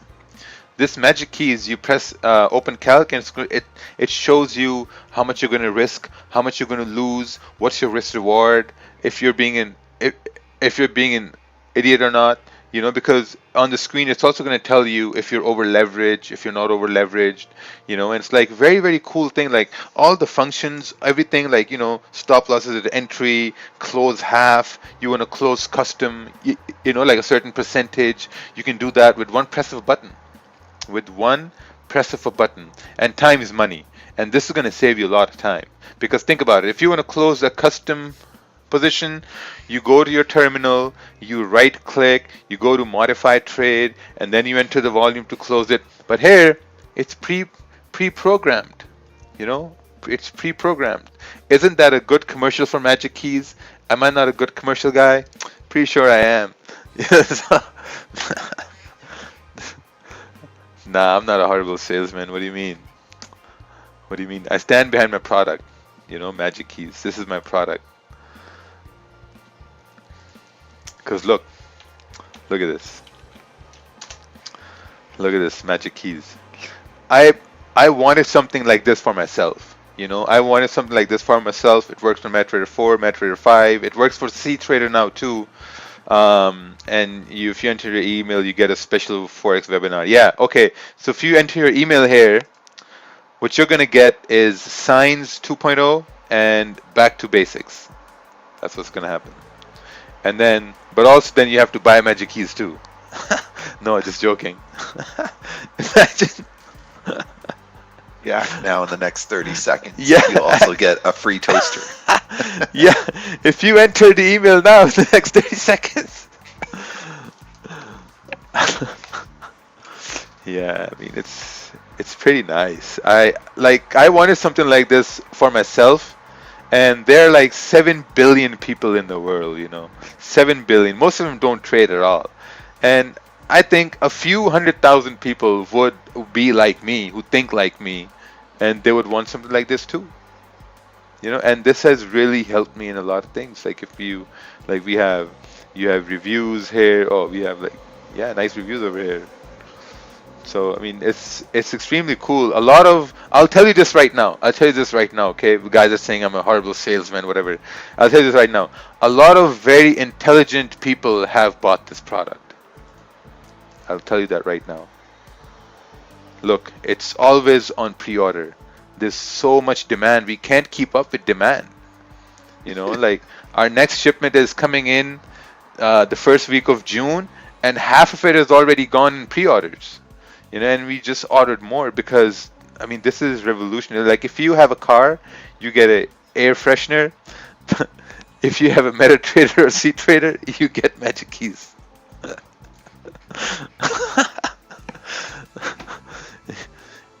Yeah. Does it work on 2 MetaTraders? No. Here's the thing. If you have MetaTrader open on your computer, like if the window is active, it's going to work on it.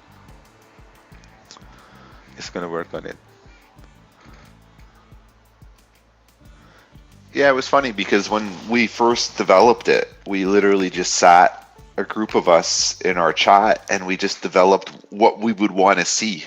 Yeah. That's literally how Magic Keys formulated, because we were talking about it, and then I said to Raja, I said, it would be cool if we had these functions just to do this, so that people would be able to control how they trade and they wouldn't have to do all these calculations. And we had some other items that we wanted to add to it, like a nuclear close button, stuff like that, you know, like a red screen pop-up, but the actual final product turned out really well. You know, and then people got mad because they're like, well, all it is a script. And it's like, well, if all it was a script, how come it wasn't done And now this is something that's put everything together for people. So they have all those different scripts on a keyboard. It works perfect, and people just didn't think of the idea, so now they get mad, and it's sold like hundreds of copies, and that's proven sales that it makes sense. Yeah, man, I've had people message me saying that they've went to the washroom with their phone and magic keys because it's connected to the computer and it has enough Bluetooth. range. Yeah. Yeah, Bluetooth. Yeah, they sat in the washroom managing trades. I was like, oh shit, that's pretty smart. Yeah, that's how it happened. Like we sat together. We're like, okay, it could have this and it could have this. Yeah, I mean, because I really think this is the thing with that product. Not everybody needs it. Let's put it that way. But those who are struggling with risk management, those who are struggling with just, closing trades, understanding like the math behind things, will benefit from that product. If people already have risk management down and they already understand trading, they won't benefit from this product. And they'll say it's stupid. But the people that are struggling with the idea of like when to close trades, closing half your trades, really modifying what you're doing and being able to be fluid, you'll benefit from this product. And I mean, I don't use it all the time, but there are instances where I have it set up on my computer just for, moving stop losses, things of that nature.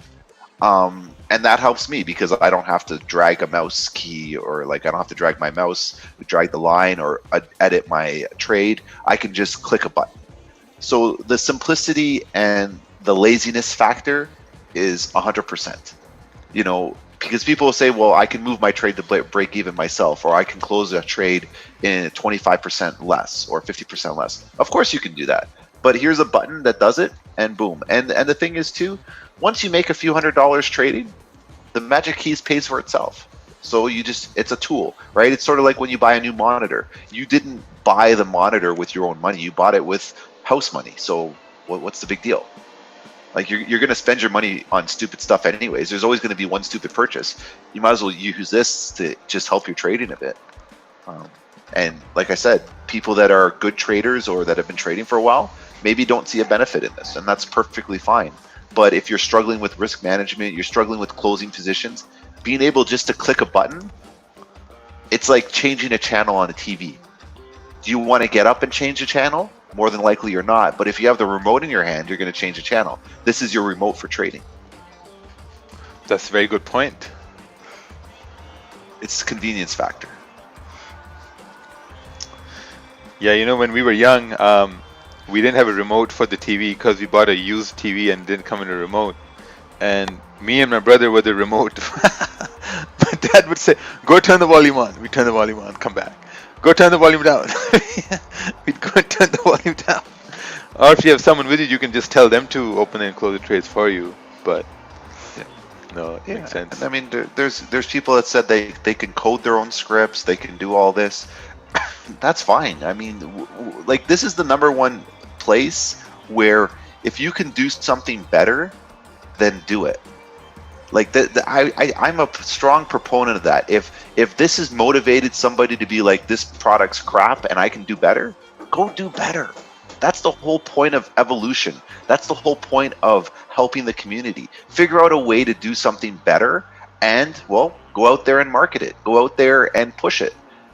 You might have to work a little bit harder because you may not have the audience, so don't get discouraged. But this is your chance to shine now. If you've figured out something, you can turn around and do this and, make something for mobile phones. Make a program for mobile phones. Make a Magic Keys app for your mobile phone, for your smartphone. Like, do things that are good and improve the situation. Raja doesn't care that people can copy Magic Keys. It doesn't matter to him.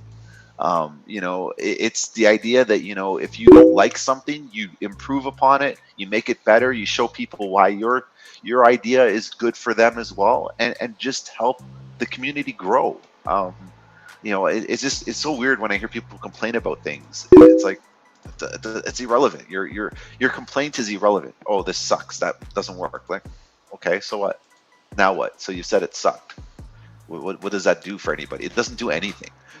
Instead of saying something sucks, say, hey, I can make this better, and I'm going to show you how much better it can be.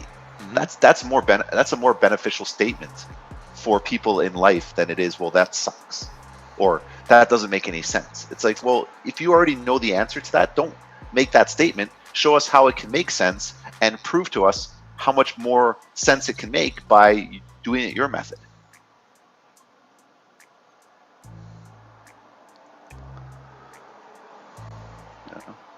Oh, someone's angry at me, so I'm going to block them. Oh. Uh-oh. See ya.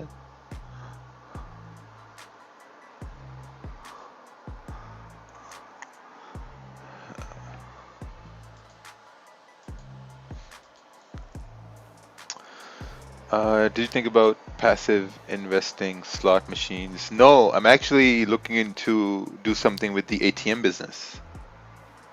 ATMs.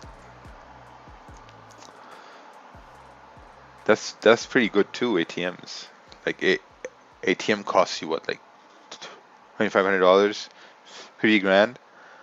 You load it up with money, like 5,000, 6,000, and find a place with traffic, and there you go. Put it in there. But you know, one problem I had, so I was researching, and I found out that ATMs at strip clubs, they make the most money.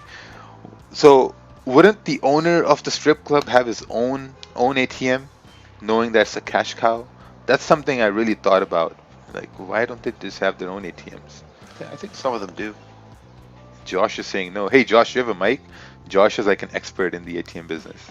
Oh, really? Nice. Yeah, that guy's got like 200 ATMs across the USA. It's a good business. It's just great passive income. But the problem is, are you driving to all those locations to fill them up? Hey, how you doing? Can you hear me? Yeah, we can hear you. All right, what's going on? Yeah, see a lot. Oh, we're losing you. Yeah, no, there's services. There's armored car services that deliver for ATMs. Oh. So you basically hire a service, and they make the deposits for you. They probably take a cut too. Yes. Yeah, like you can't walk in there and deposit yourself. Like it's just not safe. It's risky, you know. People watching this guy all this. Honestly, like it's. I mean, you're not walking around with a big cassette. I mean, if you know how to move, you're perfectly fine. I mean, it's all about you're the only one that knows what you're doing. You can get in and out of a machine in I want to say 45 seconds or less.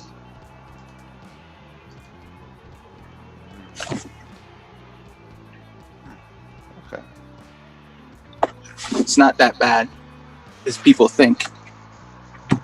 So yeah, I guess if you're putting like 20s in it, right? Like you put a stack of 10,000 20s, it's not that much. Oh, not at all. Not at all. I mean, if you manage it, I mean, you manage everything from the computer. So if you set your route up right, you don't have to do, like typical ATMs don't have that much money that are privately owned. I mean, the big ones that, you know, your convenience stores and stuff like that, the real big ones like are loaded by armored car. They have, you know, shit. Some of them have $250,000 in them because they don't want to go there as much.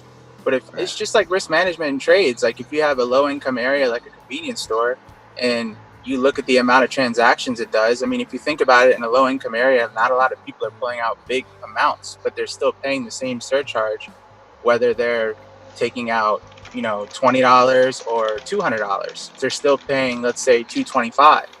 So if you have a location in a low income area that needs an ATM and does 300-400 transactions at $225, I mean, you're not really going through a lot of money. I mean, that's what you look for. Places where the big banks won't go to. Nice. Yeah, not to cut you off. Barbershops are amazing. Yeah, I was just about to say my friend has an ATM at a tattoo shop and a barber shop, and they usually leave about $3,000 to $5,000 in them, and he comes around once every couple of weeks to refill them. So why wouldn't they just map it out?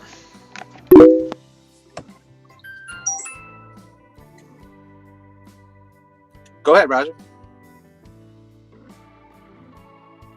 Why did I lose? Can't hear you guys again. Oh, he's on mute. Look at him. Bloop, bloop, bloop. Oh. You're on mute. You're on mute, bro. Alright. Group. Yeah, so like why wouldn't like a club owner have his own ATM knowing that like, you know, it's generating that amount of money? Like some clubs charge like $7. Maybe conflict of interest, maybe. Yeah, the conflict of interest, and you know, to be honest with you, if you're not a privately owned ATM company operating ATMs, a lot of banks frown upon you just having your one own ATM because they consider that money laundering in some sorts. Like to have an ATM business, you know, you have to have a good relationship with your bank. They understand where your terminals are, where your funding came from, and all that. So even if somebody says, hey, I got a barbershop, I want to buy an ATM from you and put my own cash in it. Okay, well, we can do that. And you can fill out all these forms. And if you want to sign up, but 9 times out of 10, your bank's going to close your account within 30 days and not tell you why, because they don't have to. Oh, yeah. Banks don't have to.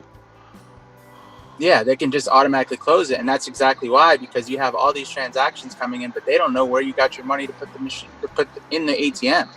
But if you're an ATM company and your bank knows where the funding's from, they have all your terminal locations and they understand what you're doing, then you're fine. So like, how much would like an average ATM in a convenience store make you per month?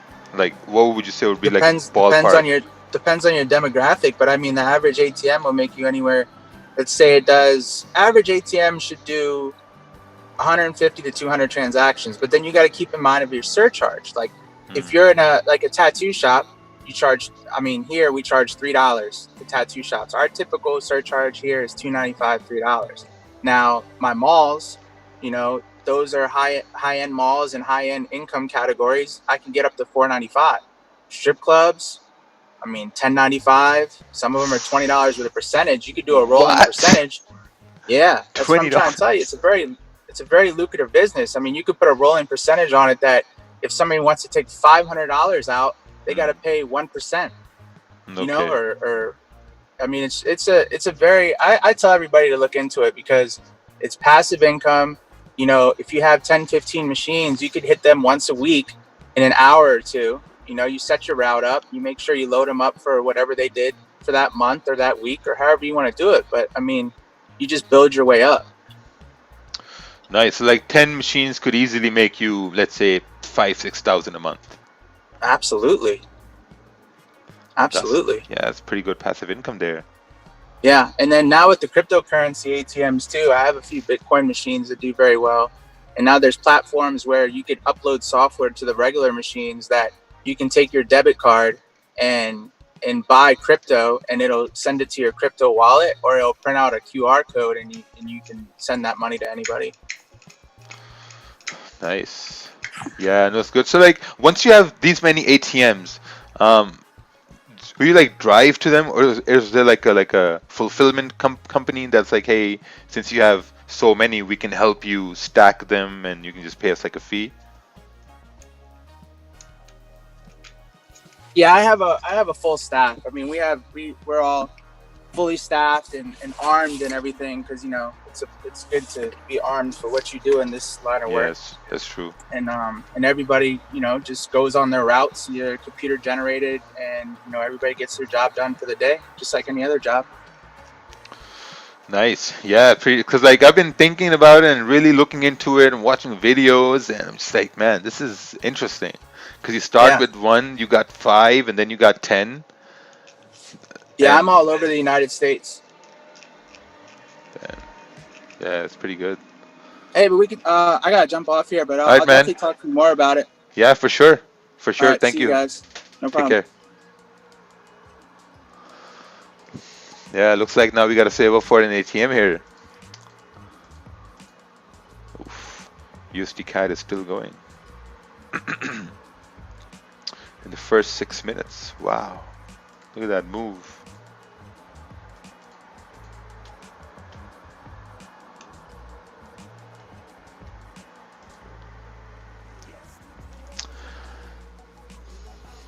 Baby, here I come.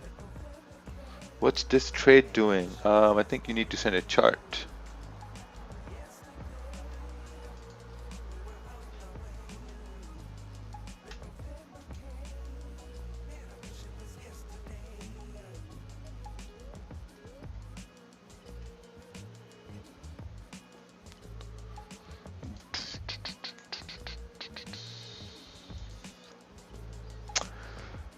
Are you trading today or just going over people's ideas? I'm not trading today. I'm just going over ideas. Decided not to trade today. GJ is doing nothing right now. You see this 15-minute candle close bullish, next one close bearish, so that means no buys, you know, because you want candles to close in your direction.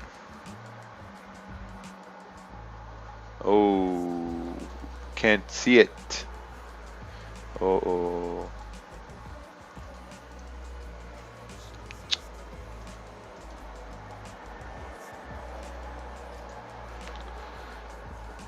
UD.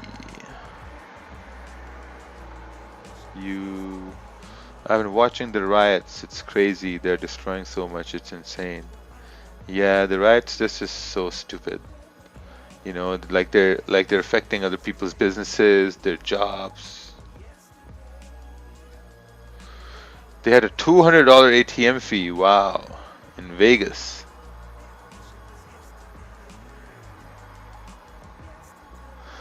I think you pay for the convenience. Like, you know, like if you're at a strip club and there's no like banks nearby, you're just like, okay, might as well just pay for it. If this 15-minute candle GJ closed bullish, could we buy? I think you would want price to break above 132,500 because essentially now it's creating a little range. That's what's happening here. But like if you buy once this closes bullish, it will be aggressive because you're going off of the 15-minute time frame. It will be aggressive, and you would have like, yeah, it could have like a 10-11 pip stop, and then you would anticipate it to break through 132,500 and then continue moving up. So there'll be a little bit of an anticipation involved.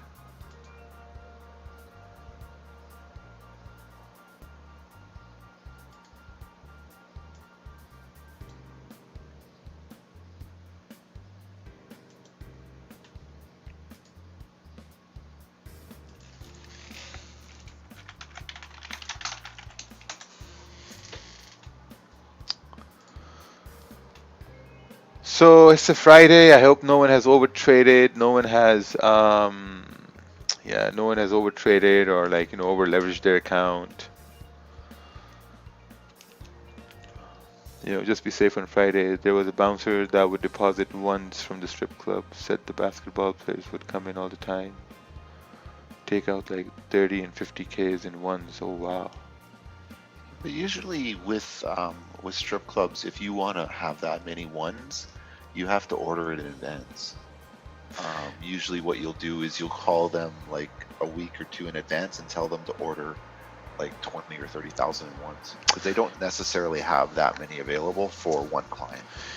Yeah, like I used to think about that too, and I thought that they would have a separate big room where they keep just stacks of ones in it. Yeah, no, you have to pre-order them. Like when we were in Vegas and we did that, we ordered 40,000 in ones. It actually came in a suitcase. They brought it out for us. So you pay them, and then they bring that out for you afterwards. Yeah, like here you go. Here's your one, sir. Yeah.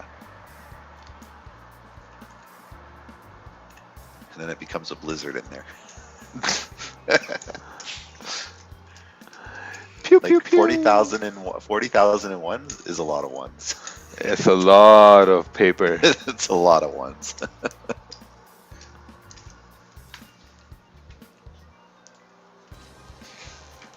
It's funny though. It's fun to watch. Let's see if they have pictures. Yeah, that's 10,000 in ones. Yeah, because basically they bring out like this. Well, at that place we went to, they brought out this like lit blue suitcase, and then it just opens up and it's just like stacks of like fresh ones. Like, because I think they do, it's essentially $100 in each stack of ones. Like it's a blue band, and then you basically the most you can carry around really is like 2,001s. It's very tough to carry around more than that. So you just keep going back to the suitcase. All right, let's go get a refresh. Yeah. Let's go get some more.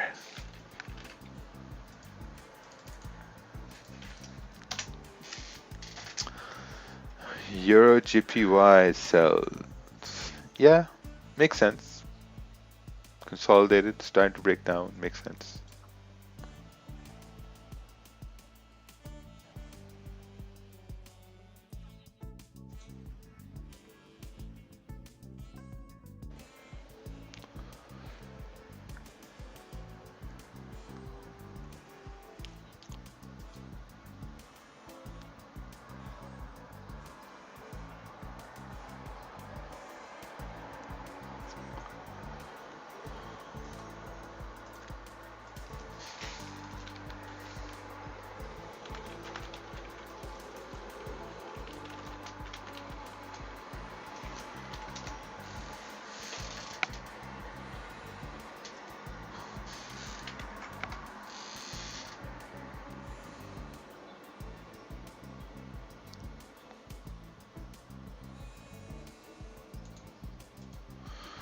Oh, in another week we're gonna have a second phase of reopenings. Gotta get the restaurants open. Oh, restaurants still closed? Yeah, they're closed. Like you can do takeouts and stuff, but yeah, other than that they're closed. Dine-in is not an up. It's not an option. No. Oh, wow. Wow. I had a decent steak last week. Well, actually, no, like 2 or 3 days ago. They should open dining with less capacity, but then everyone should be tested. The problem with many restaurants is they cannot survive, basically operating at 50% of their capacity. Yeah, that's true. That's the problem. So I think we will see 133 today in GJ, anticipating a push because end of the month volume 4-hour bullish now looks like a fake out daily bullish candle. Yeah, I mean it could. The next 4 hour, I mean it could. Yeah, I think that's a very, very good idea. You can come up to this top of the range here, the next 4 hour candle, closer to your London close and whatnot. And let's measure how far that is. That's nothing for GJ. 26, 30 pips, 40 pips, 50 pips. Yeah.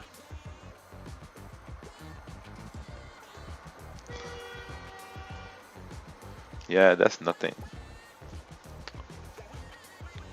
It could get there.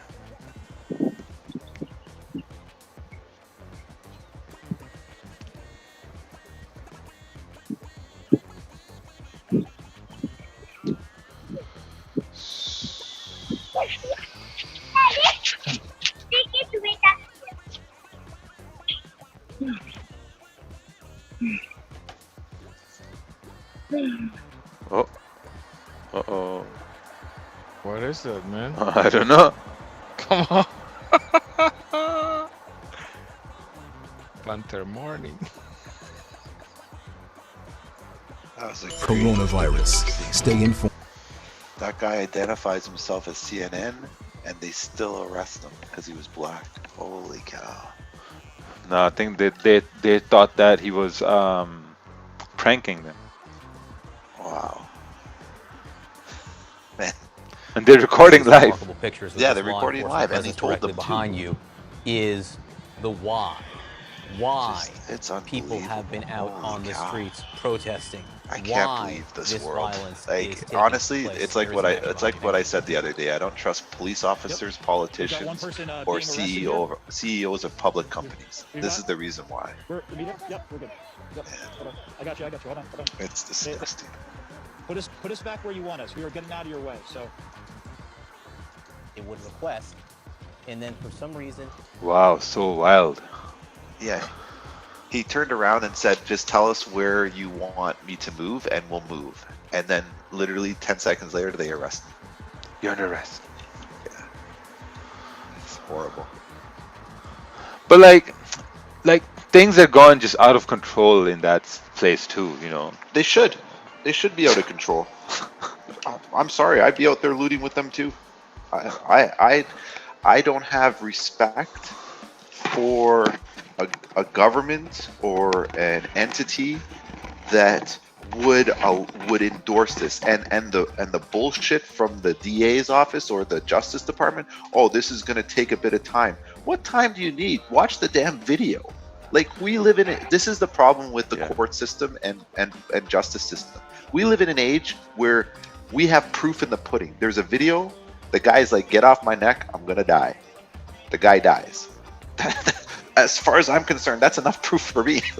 like I mean, geez. But I mean, but now you have to go through a whole judicial system process. No, man, hang that guy. Put him out to pasture. Set an example. That's what we should be doing with those kind of people in life. Set an example. Put him up on a cross. Put him up in a tree and just hang him. Put him up, crucify him. Set an example for every other law enforcement officer that if you're gonna do stupidness like this, guess what? Your life's done.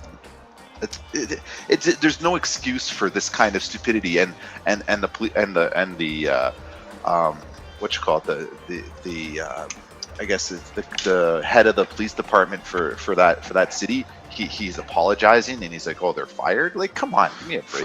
Yeah, it doesn't make any sense.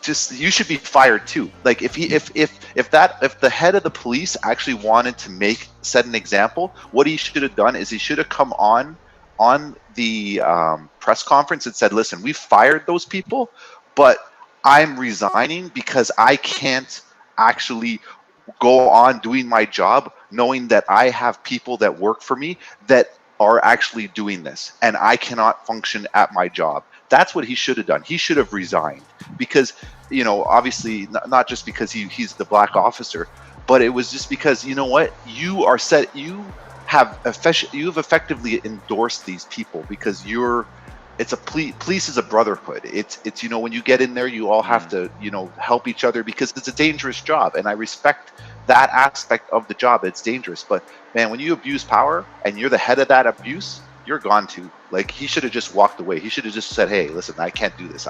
In my right mind, in my consciousness, I just watched one of my officers kill somebody. I have to resign because there's obviously a problem in my police force that runs deep that I was not aware of. And as the top cop, I have to be aware of these things. And I'm not. I'm the police commissioner. I have to leave because I did not do my job." Yeah, that was just straight murder. I mean, yeah. I saw the guy's like wheezing. He's like, can't breathe. That Asian officer should be fired. The other guy, 100%. Man, it's just straight. I mean, death is just. It was death. Yep. Dude died under his knees. I mean, you just can't. Yeah, I mean, you can't ignore that at all. You can't just say, "Yeah, it's going to take us time. It's going to take a couple of weeks, months." Yeah. Oh, have patience with us. Oh, I love those things, eh? Oh, have patience. Yeah. You basically showed us that law enforcement can literally do whatever it wants without any repercussions, and you want people to have patience. Like, imagine being at home and having your parents like basically beat you with a baseball bat, and then someone come over and be like, "Okay, just hang out for one more day, and we'll see if your parents do it again, and if they do, then we'll take you away." Not, "You've been beaten with a baseball bat several times, we have to take you away now." No, just wait and see if it happens again.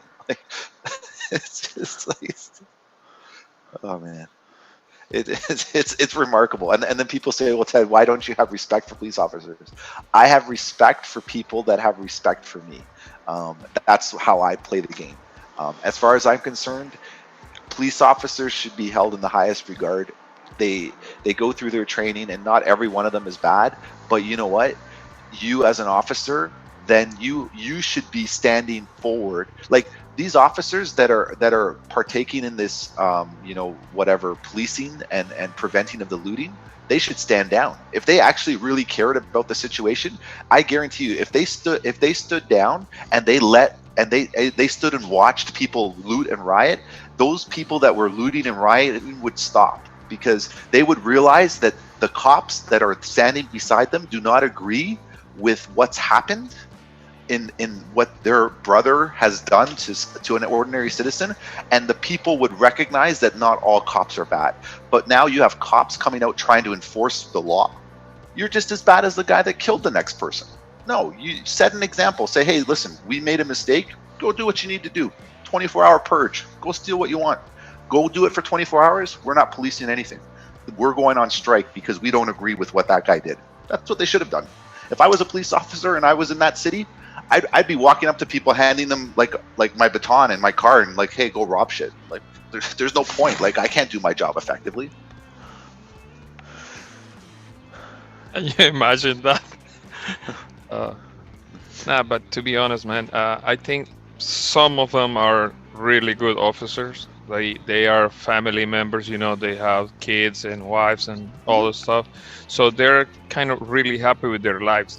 But some of them are like if they were living in the gulag, basically. Man, that cop is done. Like, even if he goes to jail, he's done. He can't go anywhere. He might as well just kill himself. He's got a target on his back for life. Yeah. There's no doubt in my mind about that. Yeah. What if they were smashing my Tesla? I've got insurance. I don't care what happens to my car. That's irrelevant. When you look at a physical object that has no feelings and that basically can be replaced compared to human life, go ahead and blow up my Tesla. You can blow up my house. I don't care. There's an outrage. There's something in society beyond my Tesla, beyond my house. And that's what people are forgetting. People are saying, oh, well, those stores got looted. They're just as bad. No, there's something beyond this. There's something beyond the physical property that's being destroyed. We had a human life taken away because some cop decided that he didn't think that he was going to be videotaped, that he could get away with it. And now he hasn't gotten away with it. But that is a light that has been shone on that sort of law enforcement for years now. This is not the first time this has happened. And they think people are just going to sit still. Like, give me a break. I'd be out there with them. I have no respect for government officials and law enforcement when they turn around and say, "Oh, we have to investigate." What do you have to investigate? I can sit there and look at the videotape. I can John Madden that videotape for you. Oh, this is where the guy turns around and can't breathe anymore. You can see his eyes roll in the back of his head. Let's do the replay. His knee is pushing harder. Like, I mean, really, does it take a genius to figure that out on the video? Come on. Yeah. That's a cut and dry case. That's a drive-through court case. Put the guy in the back of a armored vehicle, pull the judge up to a drive-through and be like, you're guilty. Death. See you later. I can guarantee you that something's going to come along the lines that he wasn't in a good mental state. Of course. At duty, and which caused him to do this, and here's a little fine, here's no severance pay, and all right, take care. It's just so fucked. Yeah. But someone's out there gonna get him. Oh, they are. Someone's out there gonna get him. 100%. Such a sad picture, man. You look at that picture, it's so sad. I mean, you imagine if that's your brother or your father or your husband, you know, and someone's got their knee in the back of your neck and they're dying, saying, I can't breathe. Man, how can you can't let that go. You know, you can't let that go. I mean, it's just sad. But that guy's done. And you know what? That's the thing with police officer. You're not gonna see those pictures happening to any narco, because they know if they touch somebody with enough power, they're gonna be dead next morning. Yeah, next morning. They don't do that. So they do that to people who cannot defend themselves. Yeah. If you treat a narco just like that, man, your entire family is gonna be dead next morning. Trust. Yeah. Like, I mean, it's at the end of the day, it's, you know what, as soon as he said he couldn't breathe anymore, whether he was joking or if he wasn't, there should have been a release. You know, because he could have been joking. You know, people argue, well, you know, we didn't know what he was going to do, or blah blah this or that. Whatever you want to argue, so be it. If that's the safe word, I can't breathe, and they have to lift him up. But he didn't lift him up. Are you telling me they couldn't put him in the cop car? They restrained him. They have cuffs on him. You're telling me a man with cuffs is gonna hurt you? What the worst thing he's gonna do is run away. He's got cuffs on. He can't move his hands. So what's he going to do? Run away? Just chase him down the street. Eventually he's going to get tired and sit down. You're not going to lose him. I mean, it's just preposterous. Like, I don't care. And there's not a police officer that's going to tell me otherwise. There's no one that can formulate an argument against me and say that, well, this is what could have happened, or what if this happened to your house, or what if that. You know what?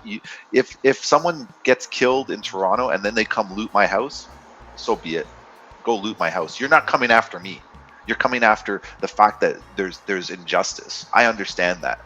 That's what people have to realize, is people are doing bad things because bad things are being done to them. This is society. This is being raw at its best. You know, eye for an eye. You know, like you hurt one of us, yeah, we're going to blow up the city. Oh, that's the consequence, right? Like, maybe we should think of our actions before it happens. And you know, there's people here that think rational and say, oh, well, they shouldn't be doing that. Go ahead and do it. Teach people a lesson. This is the problem in society. We got people doing things and no lessons are being taught. Maybe now this city's going to think twice before, you know, you become a police officer, and you're going to think twice about what you do with your job because you realize the repercussions. I mean, that's just life. There has to be a punishment for an action, and doesn't matter how extreme the punishment is because of the fact someone died. That's bottom line. If the guy didn't die, then I would say, yeah, they shouldn't have done what they did. The guy died. Come on, you're telling me a life is worth less than a Target store, than a bunch of buildings that have insurance that'll get replaced? Come on, that's just ridiculous.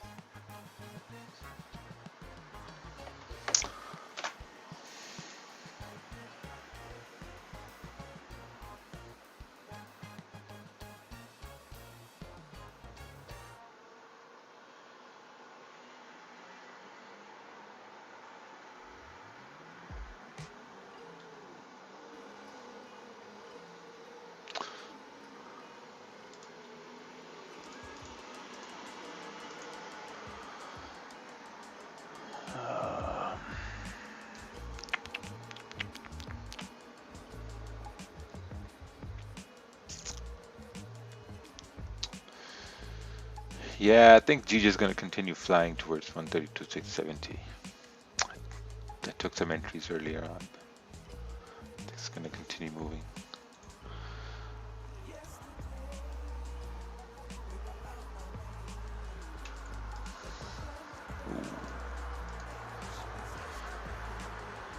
Ooh. NYSE Open. Most interesting thing is US 30 here, NYSE Open. We're looking at it at NYSE Open. See if it's at support. It should bounce up from this range. Yeah. To be honest, I'm expecting Dow Jones to do some sort of rally today. Or I think we're gonna tank.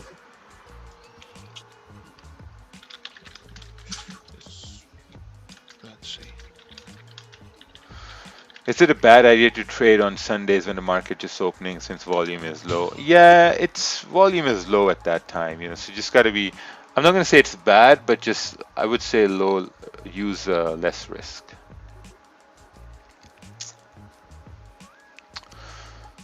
Rappers rapping about baby mamas and having so many kids, not father. Oh. It's such a poor excuse. It's such honestly, it's a poor excuse when we start using societal influences to justify people's actions. A guy died. I don't care if the week before he pointed a gun at somebody. I don't care the week before he held a knife at somebody. If there was such a problem with what that gentleman was doing in prior instances, then he should have been dealt with accordingly. There's no reason that he should have died in custody of law enforcement. That's the bottom line. He could have died if he was attacking the police. He could have died if he was, you know, threatening someone else, or, you know, he was hurting somebody else, you know. But being on the ground, no, doesn't work that way. It's you know, it's just basically people are now trying to rationalize why something happened, and in society nowadays we're doing that more and more. Like, we're rationalizing why this was wrong, or why this was right, or why this had to happen. It doesn't make any sense. It's like we've turned into a bunch of people that can't admit that, hey, someone messed up, he's got to go. Like, you know, if I messed up tomorrow, I gotta go. Like that's just what happens. You just gotta go. Like there's no excuse. I'm sorry. Like, you know, it's rough. You have a family. You know, maybe that police officer has a family, kids. Hey, you know what? Dad screwed up. Sorry, he's got to go. Yeah, but he's not gonna grow up with. They're not gonna grow up with their dad. That's inhumane. That's life. Sorry, man. You kill somebody, you're dead too. Like, why do you get to live while that person dies? It's just doesn't make any sense. It's not fair. Yeah.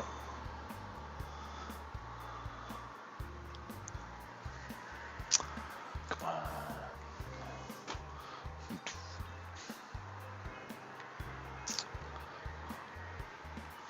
Ooh, there we go, 10 pips.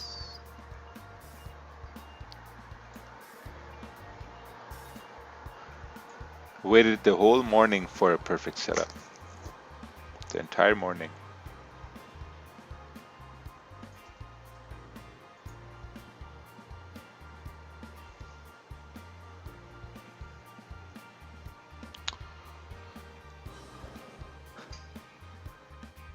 It's actually a pretty good move. He might have a clean move all the way up. Yeah, yeah, This right here. basically. There, and then eventually here. Beautiful. Come on. Come on, Gigi. Let's go. Come on, US 30. Let's go. Yeah, I don't like US 30 either. Oh, US 30 also bounced. It's Trump, very messy. Trump's Yeah. speech should be another good thing to watch later on. I'm expecting US 30 to rally today. To be honest, I'm expecting a retest of 25,700 at least. Yeah, it's just interesting with US 30. Every time it drops like this, you think that it's gonna start the descent, but then it's like don't bet against the Fed. Yeah, I know. Yeah, US 30 is the hardest thing to short. Yeah, you can't. Like, I mean, I That's saw the- it short from 25,775 to like 25,200 right now. Man, you can't short that. Like, I would never take that trade. It's way too hard. 'Cause And it can pull whips. back. Yeah, it whips too much back and forth. Yeah.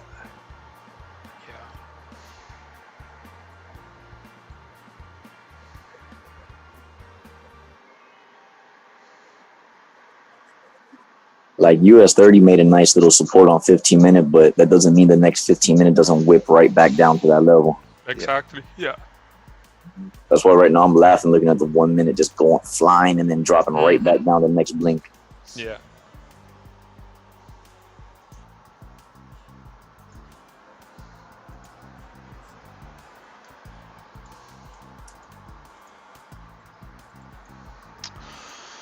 Who is that robot on the microphone? Oh, Burner. Damn, boy said I'm a robot. Yeah. Yeah, I guess it's the way your mic sounds. He's like...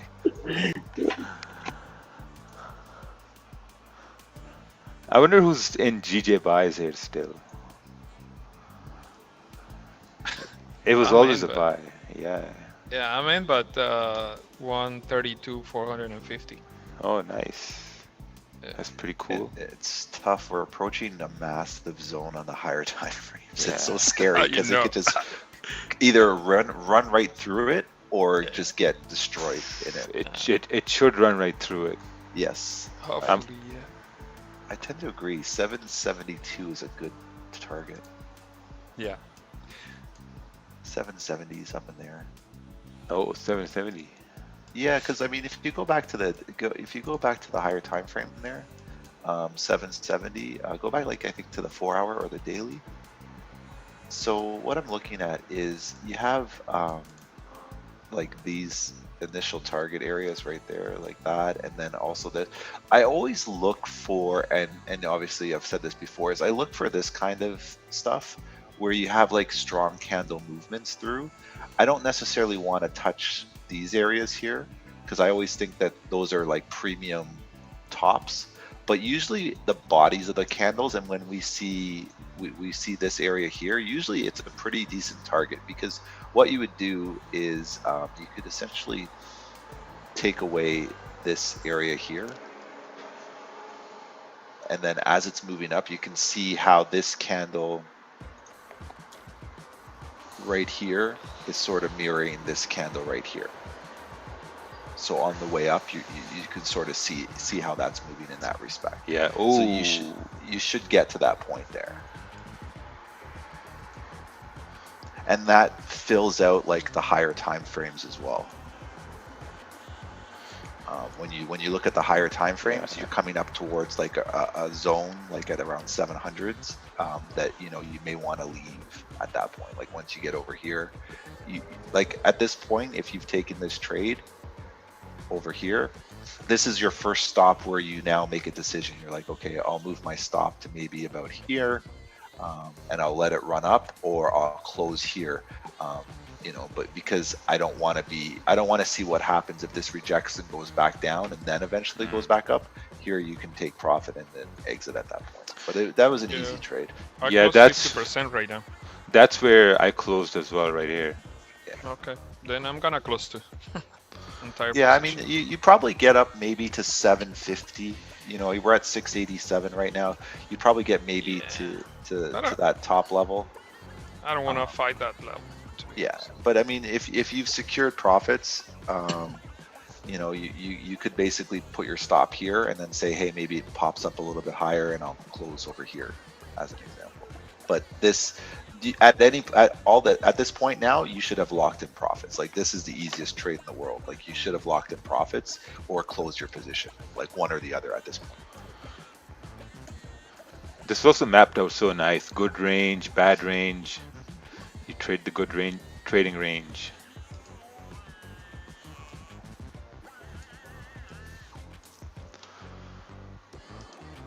Yeah, and if you want to really time this, look at your 5-minute candles now, and watch how this next 5-minute candle moves, because this is going to be your current 5-minute candle.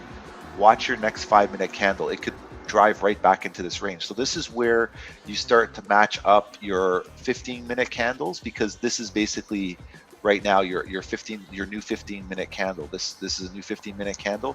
So you have to understand what happens out of your 5-minute candles. Like, each 5-minute candle, what has it done so far? So your last 5-minute candle, being say this one is your last one, it could pull back a bit, because that's going to set up the run again for the next 15-minute candle. So that's something to keep in mind as well when you're trading this.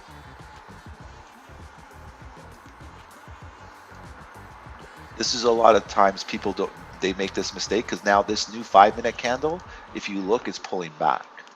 And that's setting us up for the next 15-minute candle to drive. And this is the problem. People they don't recognize this. And then what happens is if this 5-minute candle dips down, you've now screwed yourself, because of the fact that you weren't aware of that. So that's why when you're playing in a 15-minute range, you sometimes have to jump to a smaller time frame and understand that your last 5-minute candle could pull back a bit before driving further up in the next 5 minutes. Like we could have a dip down to go back up, because of the fact that these 5-minute candles map up to a new 15-minute candle.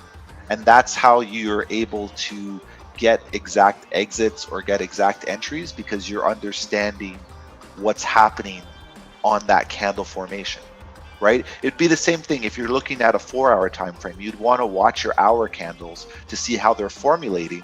And then in this case, because we're trading a range on a smaller time frame, you have to look at the smaller time frames to see how they're reacting. Right, so this candle here, you can see the last 5-minute candle, it may just bounce around. So your previous exit would have been the 935 to 940 candle, where your 941 candle or your 940 to 945 candle may bounce around in this area, pop up, come back down, and then you're going to see your 945 to 950 candle may drive back a bit to then create a push further up again at that point, just because we're at this level here where when we look to the left, there was rejection, right? There's candles rejecting here. So, you do have somewhat of a zone. So these are little tips that'll help you, because now you can be like, okay, this 5-minute candle's giving me a second opportunity to exit over here. I want to do that before potentially we dip back down over here. And the way GJ moves, it'll move very quick up and down.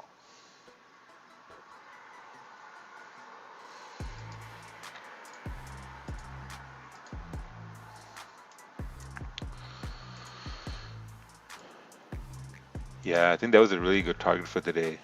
Oh yeah, beautiful. Just amazing.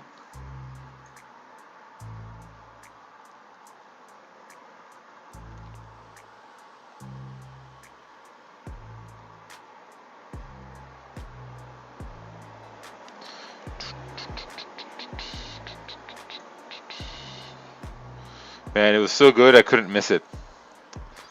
I just couldn't let it go. We basically waited like 3 hours. Yeah. We had Johnny here, spent time with Johnny, and then just banter talk, and yeah, it was pretty good. This has been my best week ever. Thank you. Your teaching is revolutionizing my trading. Oh, nice. Revolutionizing. Nice.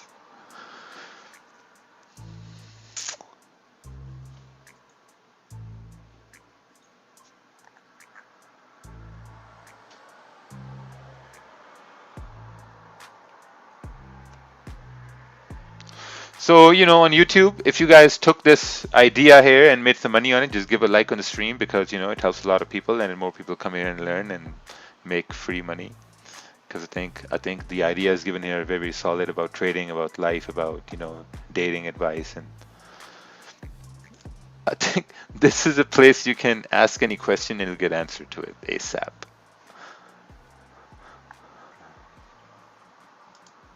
Any question, you get answers. Yeah, this is like the Joe Rogan stream of Forex. Yeah.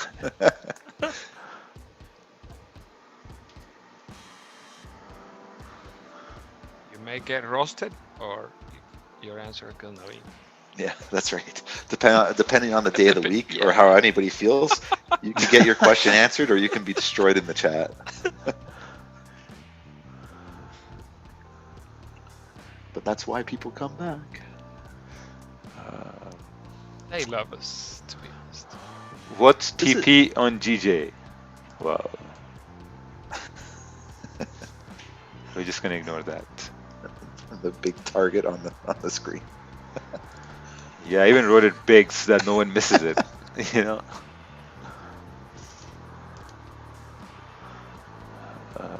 It's my second day. Yeah, nice. Man, if I was looking in from outside, I'd be coming back to the stream every day, just for like the fun, you know, the laughs and different personalities here we have. This is like your drive to work. You know, you listen to the radio when you drive to work, or like satellite radio. This is your drive to work in the mornings. It's like, oh man, gotta listen to Raja, who gives us some trading tips, and you gotta listen to Ted with his outlandish opinions and him being a jerk, and then you got Kerwin giving you specifics, and you know, then we got guests coming. We got guests coming.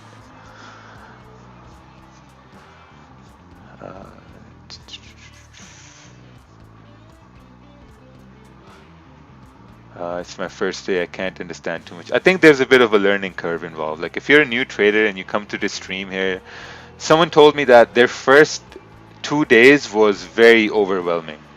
It was like a lot of information and a lot of things happening like rapidly quick. You know, and he said it took him like a month just to get used to the ideas and to the pace of the stream. So there's a little bit of a learning curve. Are you live from Monday to Friday? Question mark. Yeah, no thanks.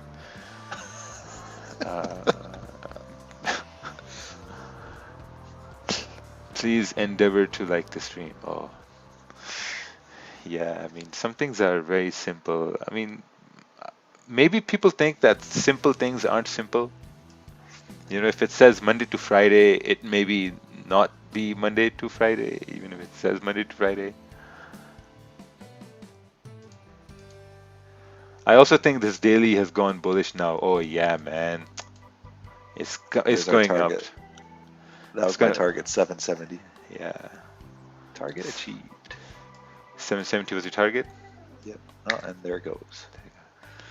Yeah, because it was the 4-hour time, the 4-hour candles on the chart that were filling that range. I figured we'd fill it, but now it looks like your next target could probably be 870. Yeah, the daily wick fill. Oh, it's a good trade. I didn't take it, but it's a good trade.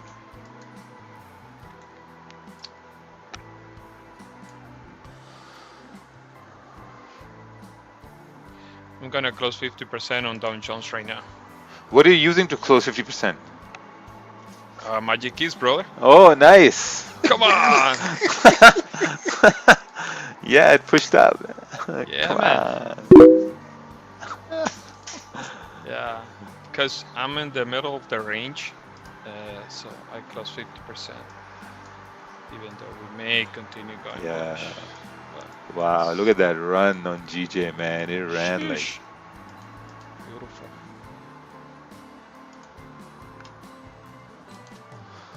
This is my second day here. Oh, welcome. Wish y'all have a great weekend. Wish y'all have a great weekend too. Oh, god damn. Oh my lord, GJ, come on. Come on, GJ. There's your target. God. Wow. What a Friday, man. Yeah, it came late. Yep. Dow's still pushing. Come on. Wow, Dow's still pushing. GJ's still pushing. Oh yeah, the Dow just pushed major. Yeah. Just bounced off that 300 level and just took off. Nice. Yeah, right over here. Just. Wow, someone's stinking swim account. Fuck them over with a little bit of profit. Past live streams, you talked about how Dow Jones acts the way same round New York Open. Well, it's the New York Stock Exchange Open, so liquidity gets pushed in. So it's always going to have an impact at 9:30. That's what always happens. We don't know if it's going to go up or down until we evaluate what the market looks like, but there's always going to be a move at 9:30.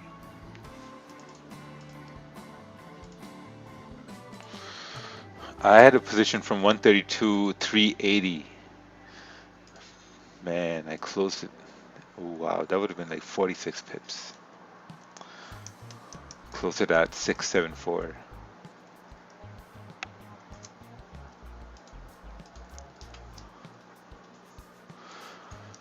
Stream morning show with roast knowledge fun, Friday guest trading breakdown, whiteout fairy tales. What more can we ask for? Respect. Thanks for the stream. Oh, thank you, thank you. Raja and me, I told you, GJ, big spike upcoming. Yes, Algo investor.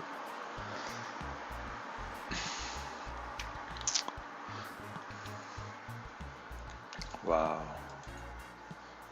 What a nice move here. Everything was... It was a beautiful Friday after all. Yeah, it turned out to be a really, really good Friday, man. Yeah, man. This, man, March and May have been really, really good months. I'm surprised. March was amazing. Oh, yeah.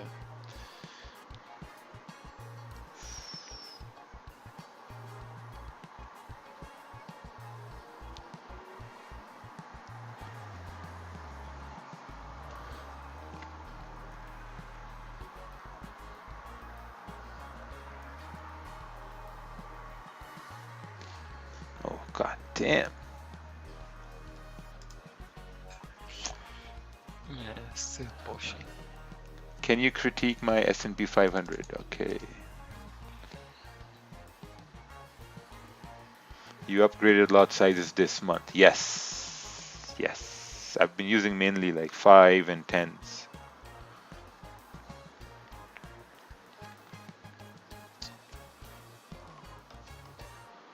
Man, GJ has been a been my favorite pair for a long time.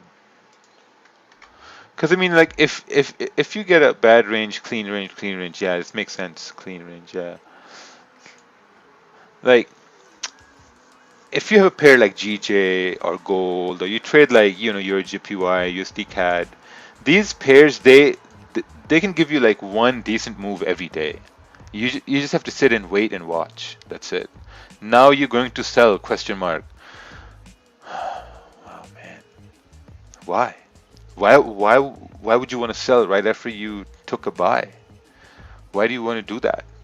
That's a perfect mentality of a losing trader. And I mean, hey, listen, if that hurts you to call you a losing trader, that's just how it is. It is what it is. I mean, you took a buy, you profited, you take a sell. What if price moves up and you don't have a stop loss? Now you're gonna hold it. You're gonna hold the sell and lose your profits. Why?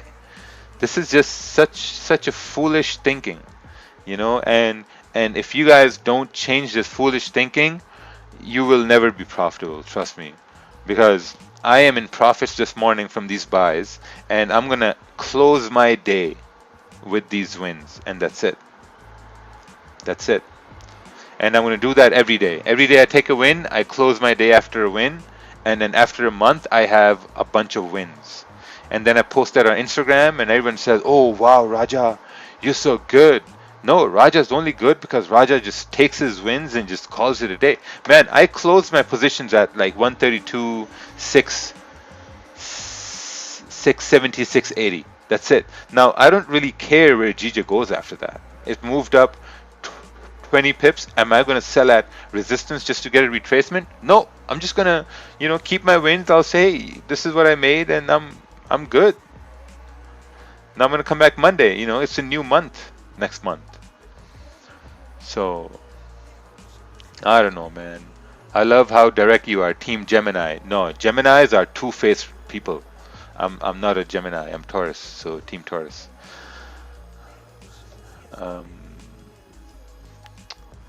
Yeah. Greed kills. So if I take a sell now, why would there's no confirmation to take a sell. There's no confirmation to take a buy. If you miss these buy, you end your day, you look back. You look back and you see that, okay, how could I have taken these buys? How could I have done that? What would have made me take these buys? My first buys were around here, 132, 380, somewhere over here. And then the second ones were right over here when this candle closed and a new candle started, and my open candle. Why? Because you see this, I had this since the day started. Since I came to the charts, I put this on there. I'm like, okay, this is good range, trading range. This is bad range, So when price was in bad range, we didn't take a trade. And once it started making support, made a high, started coming up, I'm like, okay, well, bias is bullish and it should continue to go up. Because we were in a good range, trading range, and we went up. You have closed GJ, yes. You won't keep trading with small risk after a win just in case your day keeps going. Why would my day keep going? Why? My day ended at 9:30, but I stayed on because, my friends were online, so we started talking, and I saw something, and I executed on it, and that was my only trade for the day. Now my day is done. I have to go work out. I have to go eat. I have to spend time with my son, and then we have to, I don't know, maybe go to somewhere. I don't have to go somewhere, but I can't remember that right now. But you gotta go to Walmart. Yeah. Man, it's like me going to Home Depot every day. Yeah, they're like, I'm so cheap, man. I'm so fucking cheap. There's like, if there's a cheaper person than me, let me know. There are like 2 Walmarts, in my vicinity. I go to the first Walmart, I see something there, I'm like, I wonder if this is on sale on the other Walmart. And then I go to the other Walmart.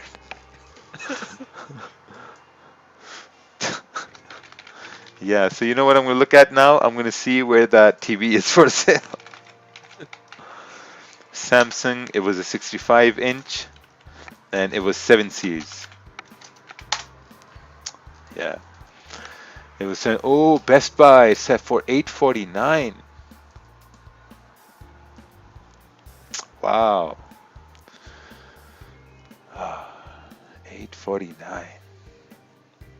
You got Brand Smart in Canada? No, we don't have Brand Smart in Canada. Man, some of these are really expensive. Like, what would be a difference between a Q60T and a 4K TV? How much of a difference could that make?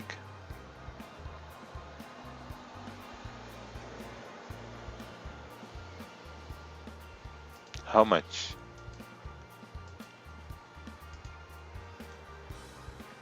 Man, I remember when we were young, we had the 27-inch TV. My one monitor, my smallest monitor is bigger. No, we had a 21-inch TV, and we had that till I was, I remember, till I was like 13 years old, 14 years old. Oh wow, the thing is still pushing. Yes. When I was a kid, basically where I grew up, we didn't have electricity. So we had this, I think it was a 19 inches TV, black and white. And it was powered by a battery, like the car battery. Yeah. So, man. Oh, car battery. Yeah. That's tough living conditions. Yeah, man. Trust me. Back in I was born in 1977, so basically, what I remember is maybe when I was like 7 years old.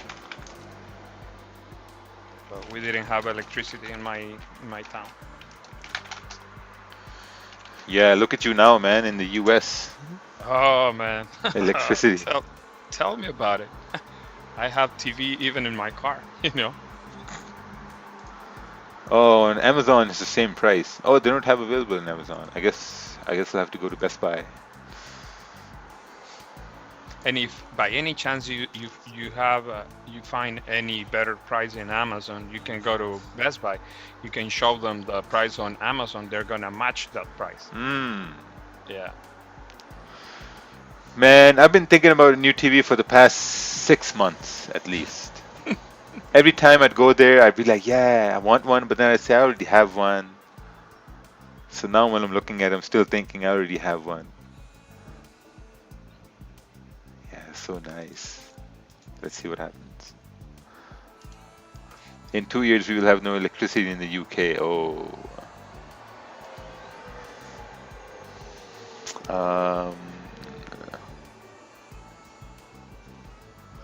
Yeah, tell me my Instagram channel. I think it's in the description. My Instagram channel. It's my Instagram channel. Yeah, it's not about the trade, or it's not about like, it's just one trade. It's about I can't justify it. Maybe because like I've had a very humble growing up, and I don't know. I just can't justify certain things. Like shoes, expensive shoes. I can't like. I maybe have like one good pair of shoes, and that's about it. I have one good suit, and that's about it. I don't spend money at all. Like if you think that you're gonna give some money to a account manager to trade, man, trust me, give it to me. It's gonna be safe here with me, because he's gonna lose more than what I would spend.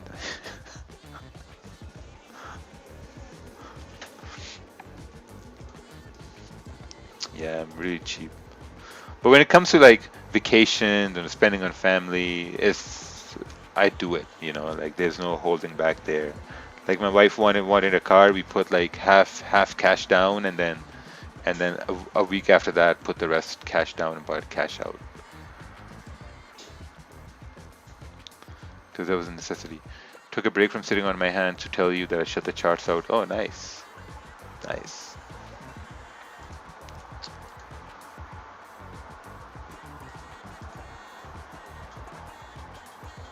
Impulsive decisions. I think impulsive decision I made was getting my 32-inch monitor, the curved one. I just wanted it, I didn't need it, I just wanted it. I just got it. It was like $400 back then. Then a week later it came down to $300. I was like, man. Yeah. You should return it, the other one, and buy the new one. But it's so old. It's like 2 years old now. Oh. Yeah, it's pretty old.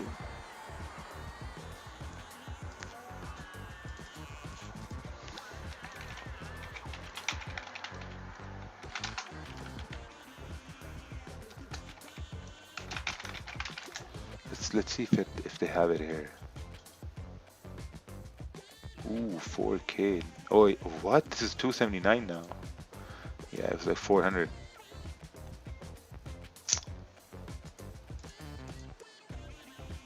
Sale ends June 4th. Oh, gotta hurry up till June 4th.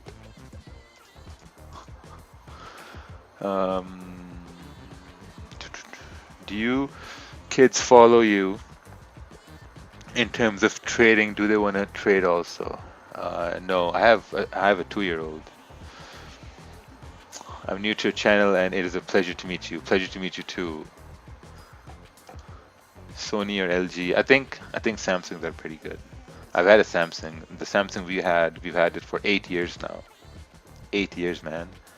8 years, and I bought that for $350. Yeah. Okay, so I'm gonna head off over here. Take care, everybody. We'll see Alright, you. bro. Okay, boss. Take care. Yeah, take care. Have fun. Have a good weekend. You too. Have a nice weekend. You Oh, too. tomorrow refresher, right? Yeah, we're doing a refresher.